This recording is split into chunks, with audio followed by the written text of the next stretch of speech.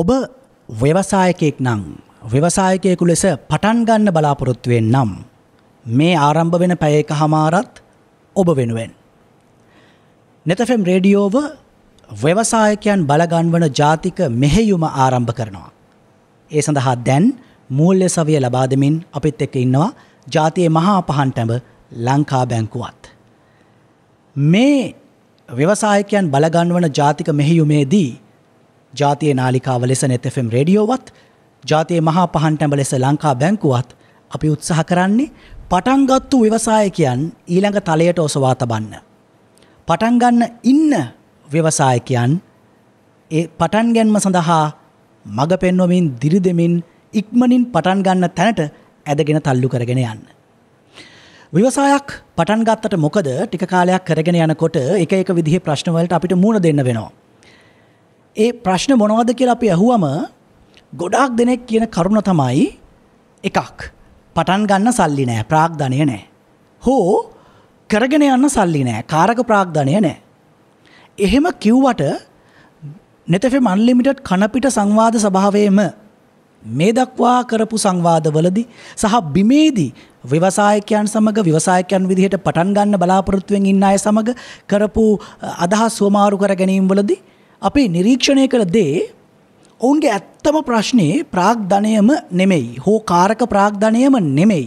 සමහර විට ඔවුන්ටත් නොපෙනෙන ඔවුන්ටත් නොදැනෙන යම් කරුණු තිබෙනවා ඔවුන් අවහිර කරන ඔවුන්ව කකුලෙන් ඇදලා වට්ටන. එහෙම එකක් තමයි මේ වැරදි මූල්‍ය පිළිවෙත්. ඒ නිසා අපි කල්පනා කළා ව්‍යවසායකයන් බලගන්වන ජාතික මෙහෙයුම යටතේ අද net fm unlimited කනපිට සභාවේදී කතා කරන්න නිවැරදි මූල්‍ය හැසිරුම පිළිබඳව. නිවැරදි මූල්‍ය කළමනාකරණය පිළිබඳව. එවෙනුවෙන් අපි ආරාධනා කළා ලංකා බැංකුවේ සහකාර මහා කළමනාකාර ව්‍යාපෘති මූල්‍ය සුරේකා කුලසේකර මහත්මියට. ඒ වගේම අප සමග ඉන්නවා කොළඹ වාණිජ මණ්ඩලයේ හිටපු සභාපතිතුමන්. ඔහු ට්‍රේනිං හබ් ඒෂියා ආයතනයේ නිර්මාතෘවරයා, ව්‍යවසායකත්ව පුහුණුකරුවෙක්, ආර්ථික විශ්ලේෂකවරයෙක් ප්‍රසන්න ලියනගේ මහත්මයා. ආයුබෝවන්. ප්‍රසන්න ලියනගේ මහත්මයා, ඔබ මීට කලිනුත් net fm unlimited කනපිට මේ සංවාද සභාව සඳහා සම්පත්දායකත්වය ලබා දුන්නා. මට මතකයි එදා ඔබ අපූර්ව උදාහරණ කීපයකුත් ගෙනහැර දක්වමින් පෙන්නවා මේ මූල්‍ය කළමනාකරණය ව්‍යාපාරයක් සඳහා ව්‍යවසායයක් සඳහා කොච්චර වැදගත්ද කියලා පටන් ගන්න ගොඩක් ව්‍යවසායකයන් තේරුම් අරගෙන නැහැ. ඒ නිසාම මූල්‍ය කළමනාකරණය වෙනුවෙන් එච්චර බරක් තියන්නේ නැහැ. එහෙම බරක් නොතිබීම නිසාම ඔවුන් නොදැනුවත්ව ඔවුන්ගේ ව්‍යාපාරයෙන් කාන්දු වෙනවා, ලාභය කාන්දු වෙනවා, ආයෝජනය කාන්දු වෙනවා, ලබාගත හැකි ලාභය කාන්දු වෙනවා. අපිට කියන්න ඇයි ව්‍යවසායකයෙකු සඳහා හෝ ව්‍යවසායක් සඳහා මූල්‍ය කළමනාකරණය වැදගත් වෙන්නේ? ඇත්තටම ලිල්ෂාන් ඔබ කලින් සඳහන් කරා වගේ මූල්‍ය කළමනාකරණය කියන එක ඉතාම වැදගත්. මොකද හේතුව අපි දැකලා තියෙනවා මේ ගොඩාක් ව්‍යාපාර පටන් අරගෙන බිඳ වැටෙන්න පළවෙනි හේතුව තමන්ට මූල්‍ය කළමනාකරණය නොකිරීම නිසා ඊට එහා දුරට දුව ගන්න විදියක් නැහැ. ඒකට ව්‍යාපාර කඩා වැටෙනවා. මේකට මම දකිනවා ඒ කියන්නේ ප්‍රැක්ටිකල් විදියට, ඒ කියන්නේ අපි ප්‍රායෝගික විදියට ගත්තොත් ඇත්තටම මම එක දෙයක් මම කියලා පටන් ගන්න ඇත්තටම මම හිතනවා මට මේ ගැන කතා කරන්න එක සුදුසුකමක් තියෙනවා. මොකද මමත් ඔය වැරදි මූල්‍ය කළමනාකරණය නිසා බිඳ වැටිච්ච ව්‍යාපාර මගේ තියෙන පටන් අරගෙන. ඒක නිසා මම හිතනවා මට ඒ සම්බන්ධයෙන් කතා කිරීමේ සුදුසුකමක් තියෙනවා කියලා. එතකොට ඒකෙදි පළවෙනිම කාරණේ මම දැකලා තියෙන එක තමයි මේ ව්‍යාපාරිකයා තමන්ගේ ව්‍යාපාරය සහ තමන් කියන දෙකක් විදියට, එහෙම නැත්නම් එන්ටිටි දෙකක් විදියට හඳුනා ගැනීම. ඒකට ව්‍යාපාරිකයා හිතන මේ ව්‍යාපාරයට හම්බෙන සල්ලි, මේ ව්‍යාපාරයේ විසින් උපයන සියලුම මුදල් තමන්ගේ මුදල් කියලා. ඒක වැරදි. ඇත්තටම ඒ මුදල් ව්‍යාපාරයේ මුදල්. ඔබ ව්‍යාපාරයක් කරනවා නම් ඔබට පුළුවන් ඒ ව්‍යාපාරයෙන් පඩියක් ගන්න. එහෙම නැත්නම් ඒ ව්‍යාපාරය යම් කිසි මුදලක් ඔබට ඔබේ වියදමට වෙන් කරගන්න. නමුත් ඔබට බෑ ව්‍යාපාරයේ තියෙන මුදල් සියල්ලම තමන්ගේ මුදල් විදිහට පරිහරණය කරන්න. එතෙන්දී ඇත්තටම ෆයිනෑන්ෂල් ඩිසිප්ලින් කියන එක, මූල්‍ය විනය කියන එක ඉතාම වැදගත්. දෙවෙනි කාරණාව මම දැකලා තියෙන ගොඩාක් වෙලාවට මේ කුඩා ව්‍යාපාරවල තියෙන මැලිකමක් තමයි තමන්ගේ මේ accounts කියන එක තියන්නේ නැහැ. ඒ කියන්නේ තමන්ගේ මේ ගිණුම විගණනය කිරීම කියන්නේ විගණනය නෙවෙයි අතරම මේ ගිණුම් තැබීම කරන්නේ නැහැ හරි විදියට. අඩුම ගානේ පොතකවත් ලියන්නේ නැහැ. නමුත් අපි සමහර වෙලාවට දැකලා තියෙනවා මේ අර පරණ ව්‍යාපාරිකයෝ හරිම මේ දක්ෂ ව්‍යාපාරිකයෝ අපි හිතමු ඔය දැන්ට ලොකු ව්‍යාපාරිකයෝ වෙලා තියෙන යාළගේ අතීතය බැලුවොත් ඒ අය තමන් කොහේ හරි එළියට ගිහිල්ලා මොන ප්ලේන්ටියේ ඉඳලම පොතක ලියලා තියෙනවා. කොහේ හරි. එතකොට මට එක්තරා ව්‍යාපාරිකයෙක් කිව්වා එයාගේ පියා පටන් ගත්ත ව්‍යාපාරය බොහොම දියුණු වෙච්ච ව්යාපාරයක්. එයා ඉඳන් කිව්වා මම ඉගෙන ගත්තේ මගේ තාත්තගෙන්. එයාගේ තාත්තා ඒ කාලේ ඒ කියන්නේ අපි හිතමු කාට හරි කෙනෙක්ට අපි හිතමු හිඟන්නෙක්ට රුපියලක් දුන්නා කියලා. ඒක පවා ඒ පොතේ ලියලා තියෙනවලු. ඒක මේ අර ලෝභ කමටවත් කිසි දෙයක නෙවෙයි. නමුත් ඒක එතකොට දන්නවා මාසයේ අවසානයේ සතිය අවසානයේ එහෙම නැත්නම් අවුරුද්ද අවසානයේ මම කොච්චර ප්‍රමාණයක් එක එක දේවල් වලට වියදම් කරලා තියෙනවද? අමතර වියදම් කොච්චර කරලා තියෙනවද? මේක ඇත්තට ව්‍යාපාරේ විතරක් නෙවෙයි සාමාන්‍ය ජීවිතේටත් ඇප්ලයි කරන්න පුළුවන් හොඳ තියරියක්. එතකොට අපි දන්නවා මොන මොනවටද වැඩි වෙලා තියෙන්නේ. කොහෙන්ද අඩු කරන්න ඕන. එතකොට අර අපි ව්‍යාපාර පැත්තට හැරුණොත් ඇයි ව්‍යාපාරය වැටෙන්නේ කියලා දැන් අපි කතා කරා මූලික අවස්ථාවේ කොහොමද මූලධනය හොයාගන්නේ කියලා මම අර කලින් එකේදී කිව්වනේ ට්‍රිපල් මේ 4F ගැන අර friends family ඊට පස්සේ founder සහ fools මේක මග හැරුණා නම් අපි ආරාධනා කරනවා එන්න net fm බැලුම්ගල YouTube channel එකට කනපිට playlist එක යටතේ පසුගිය වැඩසටහන් සියල්ල අපි ඔබට නැවත නරඹන්න අන්තර්ජාලයට මුදා හැරලා තියෙනවා. ඒ විදිහට අපි ලබා ගන්න මුදල අපි කියන එක්තරා කාලයක් යනකම් ඒකට අපි කියනවා value of death කියලා මේ ස්ටාර්ට්අප්ස් වල. ඒ කාලය ඇතුළත ඕනම වෙලාවක මේ ව්‍යාපාරේ ෆේල් වෙන්න පුළුවන්. ඒක අපි අර graph එක ඇඳොත් එහෙම මෙහෙම පල්ලෙහාට ගිහිල්ලා අපේ මූල්‍ය තත්ත්වය එහෙම ඊට පස්සේ එක තැනකදී අපි break even point එක කියන break even කරන්න එනවනේ. ඒ කියන්නේ අපි අපේ වියදම සහ ආදායම අතර සමානතාවයක් එනවා. මේක බ්‍රේක් ඉවන් කරනවා. ඒ කියන්නේ අපිට හම්බෙන ගාන දැන් ඔන්න ව්‍යාපාරේ දුව ගන්න පුළුවන්. එතකන් වෙන්නේ හැමතිස්සෙම ව්යාපාරයට අපි මුදල් දානවා. වලින් අපි හිතමු භාණ්ඩයක් හදනවා නම් ඒ භාණ්ඩේ හදන්න පිරිවැයක් යනවා. ඒක ඊට පස්සේ ඩිස්ට්‍රිබියුට් කරන්න. ඒ කියන්නේ ඒක බෙදා හරින්න අපිට පිරිවැයක් යනවා. කරලා ඊට පස්සේ එයාලට අපි හිතමු ක්‍රෙඩිට් ලිමිට් එකක් දීලා තිබුණොත් ඒ සල්ලි ටික එන්න අපිට එක්තරා වෙලාවක් යනවා. මේ ඔක්කොම කැල්කියුලේට් කරලා බලන්න ඕන. මොකද සමහරවිට අපි හිතුවට මාසෙන් අපිට සල්ලි එයි කියලා මාසෙන් සල්ලි නොවෙන්න පුළුවන්. සල්ලි සමහර මිනිස්සු නොගෙව ඉන්න පුළුවන්. එතකොට කොහොමද කරන්නේ? අපිට බෆර් එකක් තියනවාද? අපිට ඊට එහා දුව ගන්න තව මේ සල්ලි ප්‍රමාණය අපි ගාව තියනවාද? ඒක නැති වුණොත් ඒත් දුව ගන්න බෑ. ඒක තමයි හිර වෙන තැන. ඒ වෙලාවේ තමයි ආයි යන්නේ බැංකුවකට. හරි කාගෙන් හරි ඉල්ල ගන්න හරි කොහේ හරි දුවන. එතකොට අපි අර එදා කතා කරා වගේ මුලින් පටන් ගත්ත ව්‍යාපාරයකට ටිකක් අමාරුයිනේ බැංකුවකින් ගිහිල්ලා මේ ණයක් ඉල්ලන්න. දැන් මෙතුමියත් ඒක පැහැදිලි කරයි. මොකද බැංකුවකට වුණත් ඕනම ආයතනයකට ඉස්සෙල්ලා විශ්වාසයක් හැදෙන්න ඕන තමන්ගේ ව්‍යාපාරය ගැන. විශ්වාසයක් හැදෙන්න. පුද්ගලයෙක්ට උනත් එහෙමනේ. මම හිතමු මම දිල්ෂාන්ගෙන් ඇවිල්ලා මොනවා හරි ණයක් ඉල්ලනවා නම් දිල්ෂාන් එතකොට විශ්වාසයක් තියෙන්න ඕන. මේ මිනිස්සයා මට මේක ආපහු දෙයි කියලා. ඒ වගේ තමයි බැංකුව. ඒකට බැංකුවෙත් එක්ක ඒ සමන් එක ගනුදෙනු කරලා account එකක් open කරලා ඒකේ එක්තරා ඒ කියන්නේ money circulation එක සල්ලි මුදල් සංසරණය වීමක් පෙන්නලා තියුණොත් ඔන්න එතකොට බැංකුවට විශ්වාසයක් තියෙනවා මෙයාට හැම මාසෙම මෙච්චර ප්‍රමාණයක් මුදල් ලැබෙනවා. එතකොට මේ ප්‍රමාණය එතකොට අපිට මේ ප්‍රමාණයක් යනකම් මෙයාට ණයක් දෙන්න පුළුවන් වගේ විශ්වාසයක් හැදුනට පස්සේ පොඩි ණයක් ඉස්සලා ගන්න පුළුවන්. එතකම් මොකද කරන්නේ?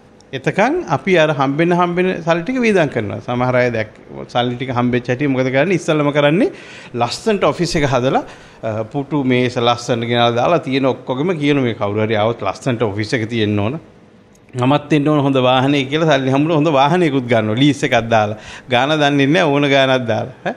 එතකොට බලන්න දැන් මේ අපේ කෝ ෆන්ක්ෂන් එක. එහෙම නැත්නම් මේ බිස්නස් එකේ මූලික දේ කරන්න තියෙන සල්ලි තමයි මේ අනිත් ඒවාට පාවිච්චි කරන්නේ. ඒක මූලික දේ කරන්නේ නැතුව ඇයි අපි ඒවට පාවිච්චි කරන්නේ? ඒ වගේ අපිට විනයක් නැතිකම තමයි ඇත්තටම ඕකේ තියෙන්නේ. ඕකේ තව දේවල් අපිට කතා කරන්න පුළුවන්. අපි මේක ඉස්සරහට අපි ඉස්සරහට කතා කරමු. ඒ විනයක් නැතුව අපි කරන වැරදි මොනවද? ඒ වැරදි නිසා අපිට වෙන්න පුළුවන් අගතීන් මොනවද? ඒ අගතීන් අපි කොහොමද කල්ැතිව දැකලා වළක්වා ගන්න කියලා. හැබැයි ඊට කලින් මම යනවා සුරේකා කුලසේකර මහත්මිය වෙතට. දැන් ප්‍රසන්න ලියනගේ මහත්මයාගේ පැහැදිලි කිරීමේදී කියවෙනවා අපි ගිණුම් තබා ගත යුතුයි. එක පැත්තකින් සහ අනිත් පැත්තෙන් මගේ ගිණුම සහ ව්‍යාපාරයේ ගිණුම කියන්නේ දෙකක්. මේක එකට මොහු කරගන්නේ නැතුව මිශ්‍ර කරගන්නේ නැතුව දෙක වෙන වෙනම පවත්වාගෙන යන්න ඕනේ කියලා. බැංකුකරුවෙක් විදිහට ඔබට බොහෝ අත්දැකීම් ඇති. අපේ ව්‍යවසායකයෝ වරද්දගන්නේ කොතනද කියලා. අපිට පැහැදිලි කරලා කියන්න අපි නිවැරදිව මූල්‍ය හසුරවනවා නම් අපි තබා ගත යුතු ලේඛන මොනවද? සහ එහෙම ලේඛන පවත්වා ගැනීමේ තියෙන වැදගත්කම මොකක්ද? දිල්ෂාන් ඔබ අහන්නේ ඊටම් පුළුල් ප්‍රශ්නයක්. මෙතනදී අපි ව්‍යාපාරයක් නිසි විනයක් ඇතුව පවත්වාගෙන යන්න නම් සාර්ථක ව්‍යාපාරයකට යන්න නම් අපි අපේ ව්‍යාපාරය තුළ තියෙන සෑම ලිපි ලේඛනයක්ම අපිට වැදගත්. මූල්‍ය පරිපාලනයත් අපිට වැඩගත්. ඒ වගේම ව්‍යාපාරේ පවත්වාගෙන යනකොට සියලුම තමන්ගේ බිස්නස් රෙජිස්ට්‍රේෂන් එකේ ඉඳන් එන සියලුම ලිපි ලේඛන අපිට වැදගත්. එතකොට අපි කුඩා ගෙදරක කුඩා කොටසක් වෙන් කරගෙන අපි ව්‍යාපාරයක් පටන් ගන්නවා. මේ ව්‍යාපාරය හැමදාම එහෙම තියෙන්නේ නැහැ. මේක විකාශනය වෙනවා. විකාශනය වෙලා මේක කුඩා හා මධ්‍යම පරිමාණයේ ව්‍යාපාර, ඊට පස්සේ මේක සමාගම්, ඊටත් පස්සේ සමාගම් සමූහයක් එකතු වෙලා සමූහ ව්‍යාපාරයක් බිහි වෙනවා. මේක තමයි බිස්නස් එකක් විකාශනය වෙන අන්දම. එතකොට මේ බිස්නස් එක විකාශනය වෙනකොට දිල්ෂාන් මේ බිස්නස් එක ඇතුලේ සිදුවන බිස්නස් ඇක්ටිවිටීස් උත් මේ විදිහටම විවිධත්වයකින් සංකීර්ණත්වයට පත් වෙනවා. එතකොට මේ බිස්නස් කටයුතු මේ ඇක්ටිවිටීස් සංකීර්ණත්වයට පත් වෙනකොට අපි ව්‍යාපාරයේ තුල මේන්ටේන් කර යුතු ඒ ලිපි ලේඛනත් ඒ විවිධත්වයෙන් සහ සංකීර්ණත්වයෙන් යුතුයි. ඒක නිසා තමයි මම කිව්වේ ඔබ පුළුල් ප්‍රශ්නයක් අහන්න කියලා. එතකොට මම මේ විදිහට මේකට පිළිතුරක් දෙන්නම්. අපි මේකේ අවස්ථා සමානකම අවස්ථා හඳුනා ගනිමු. එතකොට අපි මුලින්ම යන්නේ බිස්නස් එකක් කරනකොට කුඩා ව්‍යාපාර, ශුද්ධ ව්‍යාපාර බිස්නස් රෙජිස්ට්‍රේෂන් එකක් නැතුව යනවා. නමුත් අපි ඊට වඩා පොඩ්ඩක් උඩට යනකොට ඉහළ තලයට යනකොට අපිට මේකට රෙජිස්ට්‍රේෂන් එකක් අවශ්‍ය වෙනවා. මුලින්ම අපි හඳුනාගන්නේ බැංකුකරුවෝ විදිහට තනි පුද්ගල ව්‍යාපාර, හවුල් ව්‍යාපාර. එතකොට මේ බිස්නස් රෙජිස්ට්‍රේෂන් එකක් නැතුව යන බිස්නස් උත් අපිට හම්බ වෙනවා. මොකද ගොඩක් වෙලාවට අපි මේ ව්‍යවසායකයා කැමති අඩු ඉන්ට්‍රස්ට් රේට් එකකට ණය මුදල ලබා ගන්න. මේ ණය මුදල් හැමතිස්සෙම බැංකුව තුලින් සම්පාදනය වෙන්නේ. අපේ මහා බැංකුව අපිට උදව් කරනවා, රීෆයිනෑන්ස් විදිහට එනවා. එතකොට මෙතකට පොලි අනුපාතයක් අඩු පොලි අනුපාතයක් ලබා ගන්න ස්කීම් ලෝන් එකකට යනකොට හැමතිස්සෙම එතන බිස්නස් එකක් තියෙන්න ඕනේ, අපිට රෙජිස්ට්‍රේෂන් එකක් තියෙන්න ඕනේ. අපි ගොඩක් වෙලාවට ගිහිල්ලා බලපුවම බිස්නස් එක කරගෙන යනවා, රෙජිස්ට්‍රේෂන් එකක් නැහැ. ඒක නිසා ඒ පළාත් පාලන ආයතනය තුල මේ හවුල් ව්‍යාපාර සහ තනි පුද්ගල ව්‍යාපාර කියන ඒවට ඒ රෙජිස්ට්‍රේෂන් එක ගන්න පුළුවන් දිල්ෂාන්. ඒක ඒ රෙජිස්ට්‍රේෂන් එක අරගෙන තමන් ඉල්ලුම් පත්‍රයක් යොමු කරලා ඒ ගන්න රෙජිස්ට්‍රේෂන් එක අපි ඒකට කියනවා BR එක කියලා, බිස්නස් රෙජිස්ට්‍රේෂන් එක. ඒක අපිට පුළුවන් නම් සුරක්ෂිතව තබා ගන්න. ඒක ඊටාම වැදගත් වෙනවා ව්‍යාපාරයේ ඉදිරි කටයුතු වලට. ඒත් එක්කම දේශාන් මම දෙවනියට පොඩි අවසරයක් දෙන්න පුංචි බාධා කිරීමක් කරනවා. මේ ව්‍යාපාරය කොහොමද ලියාපදිංචි කරන්නේ? ඒ කාර්යාවලිය මොකක්ද? ලියාපදිංචි කිරීමේ වැදගත්කම මොකක්ද? ලියාපදිංචි නොකළොත් වෙන්න පුළුවන් හානිය මොකක්ද? ලියාපදිංචි කිරීමෙන් අපිට සැලසෙන වාසිය මොකක්ද? මේ ගැන මීට පෙර මේ සංවාද මාලාවේම එක සංවාදයකදී අපි දීර්ඝව කතා කළා. අපි ඔබට ආරාධනා කරනවා ඒ සංවාදය මගහැරුණා නම් එන්න බැලුම්ගල YouTube channel එකට කනපිට ප්ලේලිස්ට් එක යටතේ අපි අර මම කලිනුත් මතක් කළා වගේ අපේ සියලු පසුගිය වැඩසටහන් අප්ලෝඩ් කරලා තිබෙනවා. ඔබට නැවත නැවත බලන්න. එතකොට මේ ව්‍යාපාර ලියාපදිංචිය පිළිබඳ ඔබට තිබෙන ගැටලු තැන් නිරවුල් කරගන්නත් පුළුවන්කම තිබෙනවා. ඒතර ව්‍යාපාර ලියාපදිංචි ලේඛනය නැත්තම් BR එක කියලා අපි කියන්නේ ඔබ සාමාන්‍ය ව්‍යවහාරයේ. ඒක අපි ළඟ තියෙන්න ඕනේ. ඒක තව මොනවද? ඔව් එතකොට සමාගම් ගත්තාම ඊට වඩා සංකීර්ණයි මේ බිස්නස් රෙජිස්ට්‍රේෂන් එක. එතකොට අපිට සමාගම් සෙක්‍රටරි කෙනෙක් අවශ්‍යයි. සෙක්‍රටරි කෙනෙක් through අපේ සමාගම් ලේකම් මැදුරේදී සමාගම් ලේකම් රෙජිස්ට්‍රාර් කාර්යාලයේදී අපි මේ රෙජිස්ට්‍රේෂන් එක ගන්න ඕනේ. ඒක අපි සර්ටිෆිකේට් ඔෆ් ඉන්කෝපරේෂන් කියලා කියනවා. අපි මේ සියලුම ඩොකියුමන්ට්ස් මේ රෙජිස්ට්‍රේෂන් එක ඉතාම සුරක්ෂිතව තබා ගන්න එක අපේ ඉදිරි ණය මුදලක් ගන්න තුන්වෙනි පාර්ශවයකට අපේ බිස්නස් එක අයිඩෙන්ටිෆයි කරගන්න ඉතාමත් සුදුසුකමක් විදිහට සැලකෙනවා. ඊට පස්සේ දේශාන් එතනින් එහාට අපි දකිනවා මේ ව්‍යාපාරයේ ස්වභාවය අනුව ඒ ව්‍යාපාරයේ පවත්වාගෙන යාමේදී ලයිසන්ස් එකක් විශේෂ බලපත්‍රයක් ලබා ගත යුතු තැන් තියෙනවා. හැම ව්යාපාරයකටම නෙමෙයි සාමාන්‍ය ග්‍රොසරි එකක් එහෙම නැත්නම් ට්‍රේඩින් බිස්නස් එකක් කරනවා නම් ඒ අවස්ථාවේ ඔබට අවශ්‍ය වෙන්නේ නැහැ. නමුත් අපි වෙනත් කටයුත්තක අපි මෙටල් ක්‍රෂර් එකක් කරනවා නම් නැත්නම් මැනුෆැක්චරින් ප්ලාන්ට් එකක් කරනවා නම් අපිට මේ විශේෂ බලපත්‍රය අවශ්‍ය වෙනවා. එතකොට ඉම්පෝර්ට්ස් කරනවා නම් ඉම්පෝර්ට් ලයිසන්ස් එකක් ඕන වෙනවා. සමහර වෙලාවට එක්ස්පෝර්ට් කරනවා නම් එතනදී අපිට එක්ස්චේන්ජ් කන්ට්‍රෝල් එකේ රෙගියුලේෂන්ස් තියෙනවා, ඒ පර්මිෂන්ස් තියෙනවා. එතකොට මේ සියලුම දේ අපි ලබා ගන්න ඕනේ. අපි දැකලා තියෙනවා අත්දැකීමෙන් ලැබෙනවා මේ ස්කීම් ලෝන්ස් වලට අපි ප්‍රයොරිටි එකක් දෙනවා මේ EPL එක. ව්‍යවසායකයෝ දන්නවා EPL එක කියන්නේ මොකද්ද කියලා එන්වයරන්මන්ටල් ප්‍රොටෙක්ෂන් ලයිසන්ස් එක. එතකොට මේ ගොඩක් වෙලාවට මේ ව්‍යාපාරය අරගෙන නැහැ. මොකද ඒගොල්ලන් දන්නේ නැහැ තමන්ගේ ව්‍යාපාරයට මේක ගන්න ඕනේද නැද්ද කියන එක. පරිසර ආරක්ෂණ බලපත්‍රය. පරිසර ආරක්ෂණ බලපත්‍රය. එතකොට මේක ගන්න ඕනේ කොහොමද කියන එක ව්‍යාපාරිකයෝ දන්නේ නැහැ. අපි ස්කීම් ලෝන් එක ඇවිල්ලා ඔයගොල්ලෝ EPL එක කෝ කියලා අහපුවම තමයි මේක දන්නේ අපි ගන්න ඕනේද කියලා දන්නේ නැහැ කියලා කියනවා. නමුත් අපේ පරිසර ඇක්ට් එකක් තියෙනවා. National Environmental Act එකේ ඒ බලය දීලා තියෙනවා Central Environmental Authority එකට. එතකොට එතන Central Environmental Authority එකේ වෙබ්සයිට් එකට ගියොත් දිල්ෂාන් ඒ තමන්ගේ ඒ ලයිසන්ස් ලබා ගන්න ඕනේ ලිස්ට් එක ඒගොල්ලන් ඒ වෙබ්සයිට් එකේ පැහැදිලිව දක්වලා තියෙනවා. මේ කතා කරන්නේ මධ්‍යම පරිසර අධිකාරියේ වෙබ්සයිට් එක පිළිබඳව. වෙබ්සයිට් එක පිළිබඳව. එතකොට මේක දක්වලා තියෙන ඔබට කරන්න තියෙන ඉල්ලුම් පතක් පළාත් පාලන ආයතනයට යොමු කරන එක පමණයි. එතනදී ඒ පළාත් පාලන ආයතනයේ නිලධාරීන් වෙනින් ඉන්වෙස්ටිගේෂන් එකක් කරලා ඒ බලපත ලබා දෙනවා. ඒක ඒ කියන්නේ නොලබා ඉන්න කාරණයක් නෙවෙයි. සමහර වෙලාවට අපි මේ පරිසර දූෂණය කියලා කියන්නේ ජලයට අපද්‍රව්‍ය මිශ්‍ර වීම නැත්නම් ඉතා විශාල ශබ්දයකින් අපේ මැනුෆැක්චරින් ප්ලාන්ට් එකක් හරි අපි කරන බිස්නස් ඇක්ටිවිටි එකකින් මේකට ශබ්දේ නිකුත් වීම අන්න ඒ වගේ දේවල්. එතකොට මේවට කරෙක්ෂන් මෙතඩ්ස් තියෙනවා. මේවා කරෙක්ට් කරලා අපේ අපද්‍රව්‍ය ජලයට පිට වෙනවා නම් ඩිල්ෂාන් ඒකට ඒගොල්ලන් කියනවා මොකද්ද කරන්න ඕනේ ට්‍රීට්මන්ට් ප්ලාන්ට් එකක් ගන්න ඕනේ. ඒ වගේ දේවල් ඒගොල්ලන් කියනවා. එතකොට ඒ විදිහට ඒ උපදෙස්පත ඒක ලබා ගන්න පුළුවන්. මොකද ඒක ලබා නොගෙන අපේ ව්‍යාපාරය දිගටම කරගෙන ගියොත් ඉදිරියේදී අපි ණය මුදල් ලබා දෙන වෙලාවට වෙනත් අවශ්‍යතා කාරණයකදී තමන්ගේ බිස්නස් එකේ රෙපියුටේෂන් එකටත් ඒක හොඳ නැහැ. තමන් හොඳ කීර්ති නාමයකින් බිස්නස් එක පටන්ගෙන කරගෙන යන බිස්නස් එක සාර්ථක වෙන්න නම් හොඳ කීර්ති නාමයකුත් එක්ක යන්න ඕනේ. ඒක නිසා අපි අනිවාර්යයෙන්ම මේ ලයිසන්ස් ඕන කරන ලයිසන්ස් අපි ලබා ගන්න ඕනේ. මගදී හිර වෙන්නේ නැතුව පටන් ගන්නකොටම මේ අඩුපාඩු ටික සකස් කරගෙන පටන් ගන්න කියන යෝජනාව මේ කරන්නේ. හැබැයි දැන්ටම මග ඇරිලා නම් තාමත් පරක්කුයි කියලා හිතන්න එපා. තවත් පරක්කු වෙන්නේ නැතුව දැන්ම මේ අඩුපාඩු ටික නිවැරදි කරගන්න. ඒ යෝජනාව මේ කරන්නේ. ඔව්. මං තුන්වෙනියට දකින්න ඉතාමත් වැදගත් කාරණේ බිස්නස් එකක. එතකොට ඒක මෙතුමාත් පැහැදිලි කරා මුල්‍ය කොහොමද අපි මේ මුල්‍ය පරිපාලනය කරන්න කියන එක. මෙතුමා මං හිතන්නේ ඉතා දීර්ඝ විස්තරයක් කරා. මමත් ඒකට එකතු කරන්නම් යම් දෙයක්. අපේ ව්‍යවසායකයා තමන්ගේ මුදල් ආයෝජනය කරලා බිස්නස් එකක් පටන් ගන්න. එතකොට තමන්ට අයිතියක් තියෙනවා තමන්ගේ ව්‍යාපාරේ තමන් කොතනද ඉන්නේ? තමන් දැන් ලාභයක් උපයනවද නැත්නම් තමන් බ්‍රේක් ඉවන් එකේද ඉන්නේ? ඒ වගේ අවස්ථාවක තමන්ගේ ව්‍යාපාරේ මොන පැත්තටද යන්නේ කියන එක දැන ගැනීමට මේ ව්‍යවසායකයට අයිතියක් තියෙනවා. ඒකට හොඳම දේ තමයි තමන්ගේ ගිණුම. තමන්ගේ ආදායම මොකද්ද? තමන්ගේ වියදම මොකද්ද? එයින් තමන්ට ලැබෙන ලාභය මොකද්ද කියලා මේවා ගිණුම් සහ මේ ලිපි ලේඛන සකස් කර ගැනීම. ඒක ඒ කියන්නේ සමහර වෙලාවට ව්‍යවසායකයා හිතන මේක ඕනේ නැහැ. මොකද මේක ඕන වෙන්නේ ණයක් ගන්න ගියොත් නැත්නම් මේක අවශ්‍ය වෙන්නේ නැහැ. එහෙම වෙන්නේ නැහැ. තමන් තමයි මේක ඩිසිෂන්ස් ගන්නෙ. ලාභයක් ලබනවා නම් ඒක කරගෙන යනවා ඉස්සරහට පාඩුවක් ලබනවා නම් තමන්ගේ බිස්නස් එකේ මොකද්ද මේ පාඩු වෙන්න හේතුව? එහෙනම් අපි වෙන ඇවනිව් එකකට යනවා. ඒ සියලු දේ ඩිසයිඩ් වෙන්නේ මෙන්න මේ ලිපි ලේඛන මත.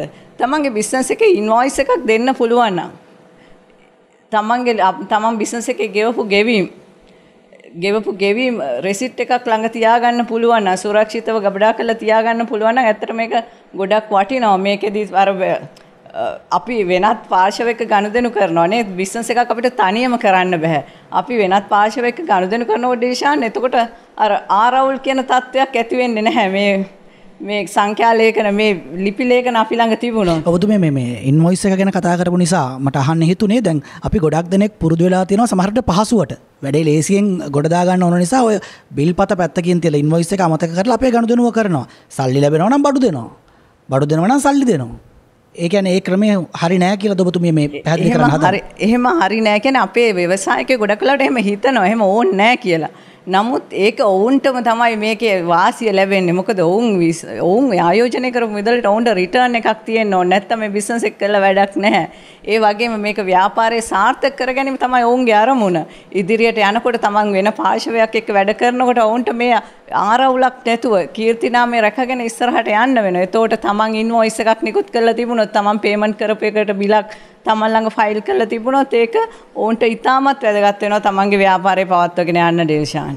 ඒත් එක්කම මම හතරවෙනි අවස්ථාව විදිහට මේකේ දකින්නේ අපේ ව්‍යවස්ථාපිත ගෙවීම් කරන්න තියෙනවා බිස්නස් එකක් වුණාම. රෙජිස්ටර් කරපු බිස්නස් එකක් වුණාම අපිට ව්‍යවස්ථාපිත ගෙවීම් කරන්න තියෙනවා. බදු ගෙවීම්, ඒ වගේම වරිපණම් ගෙවීම්, අපි එතකොට සමන්ගේ සේවකයන්ගේ ETF, EPF අර්ථ සාධක මුදල්, භාරකාර මුදල් ඒ ගෙවීම් කරපුවාම ඒ ගෙවීම් කරපු ඒ ලේඛන තමන් ඉතාමත් සුරක්ෂිතව පරිස්සම් කරලා මේවා තියෙනවා නම් මේ ව්‍යාපාරයේ කිසිම ආරවුලක් නැතුව සියලුම පාර්ශවත් එක්ක තමන්ගේ බැංකු නිලධාරියා ඉල්ලන අපි ඉල්ලන අවස්ථා තියෙනවා ETF ගෙවපු සංඛ්‍යා ලේඛන තියනවාද ඔබගේ පර්මනන්ට් සේවක සංඛ්‍යාව කීයද ඒකෙන් ඒකේ බලාගන්නේ අපි ETF ගෙවපු එකේ ඒ වගේ අවස්ථාවල ඉතාමත් ඉක්මනින් නැත්තම් මේක වෙන්නේ අර ණය මුදලක් ගන්න ගියාම මේවා නැත්තම් ඩිලේ වෙනවා. ඉතින් මේ අර ණය ප්‍රමාදේ වළක්වලා ඒ බැංකුකරුවටත් තමන්ගේ ව්‍යාපාරය ගැන හොඳ අවබෝධයකින් කටයුතු කරන්න පුළුවන්.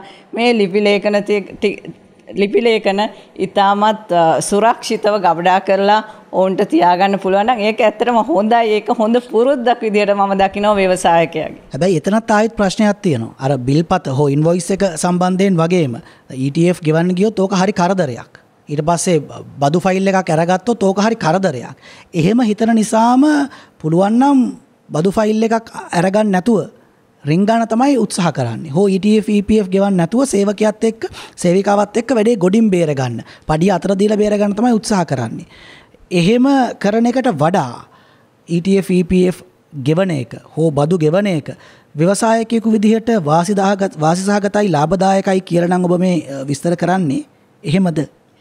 අනිවාර්යයෙන් මෙහෙමයි දිලෂාන්. මොකද අපි ව්‍යාපාරයක් පටන් ගන්නේ නිකන් පොඩිවට හැමදාම කරන්න නෙවෙයිනේ. මේක ව්‍යාපාරයේ සාර්ථක වෙන්න ඕනේ. එතකොට අපේ බිස්නස් රෙජිස්ට්‍රේෂන් එක දවසේ රෙජිස්ටර් කරලා තිබුණා නම් ඒක එදා ඉඳන්ම අපි මේ ව්‍යාපාරේ පළපුරුද්ද අපිට තියෙනවා. අපි සේවකයන්ට පඩි නඩි ගෙවලා තිබ්බනම් අපිට කියන්න පුළුවන් අපි මේ විදිහට ව්‍යාපාරේ පවත්වගෙන ආවා. අපි බදු ගෙවලා තියෙනවා.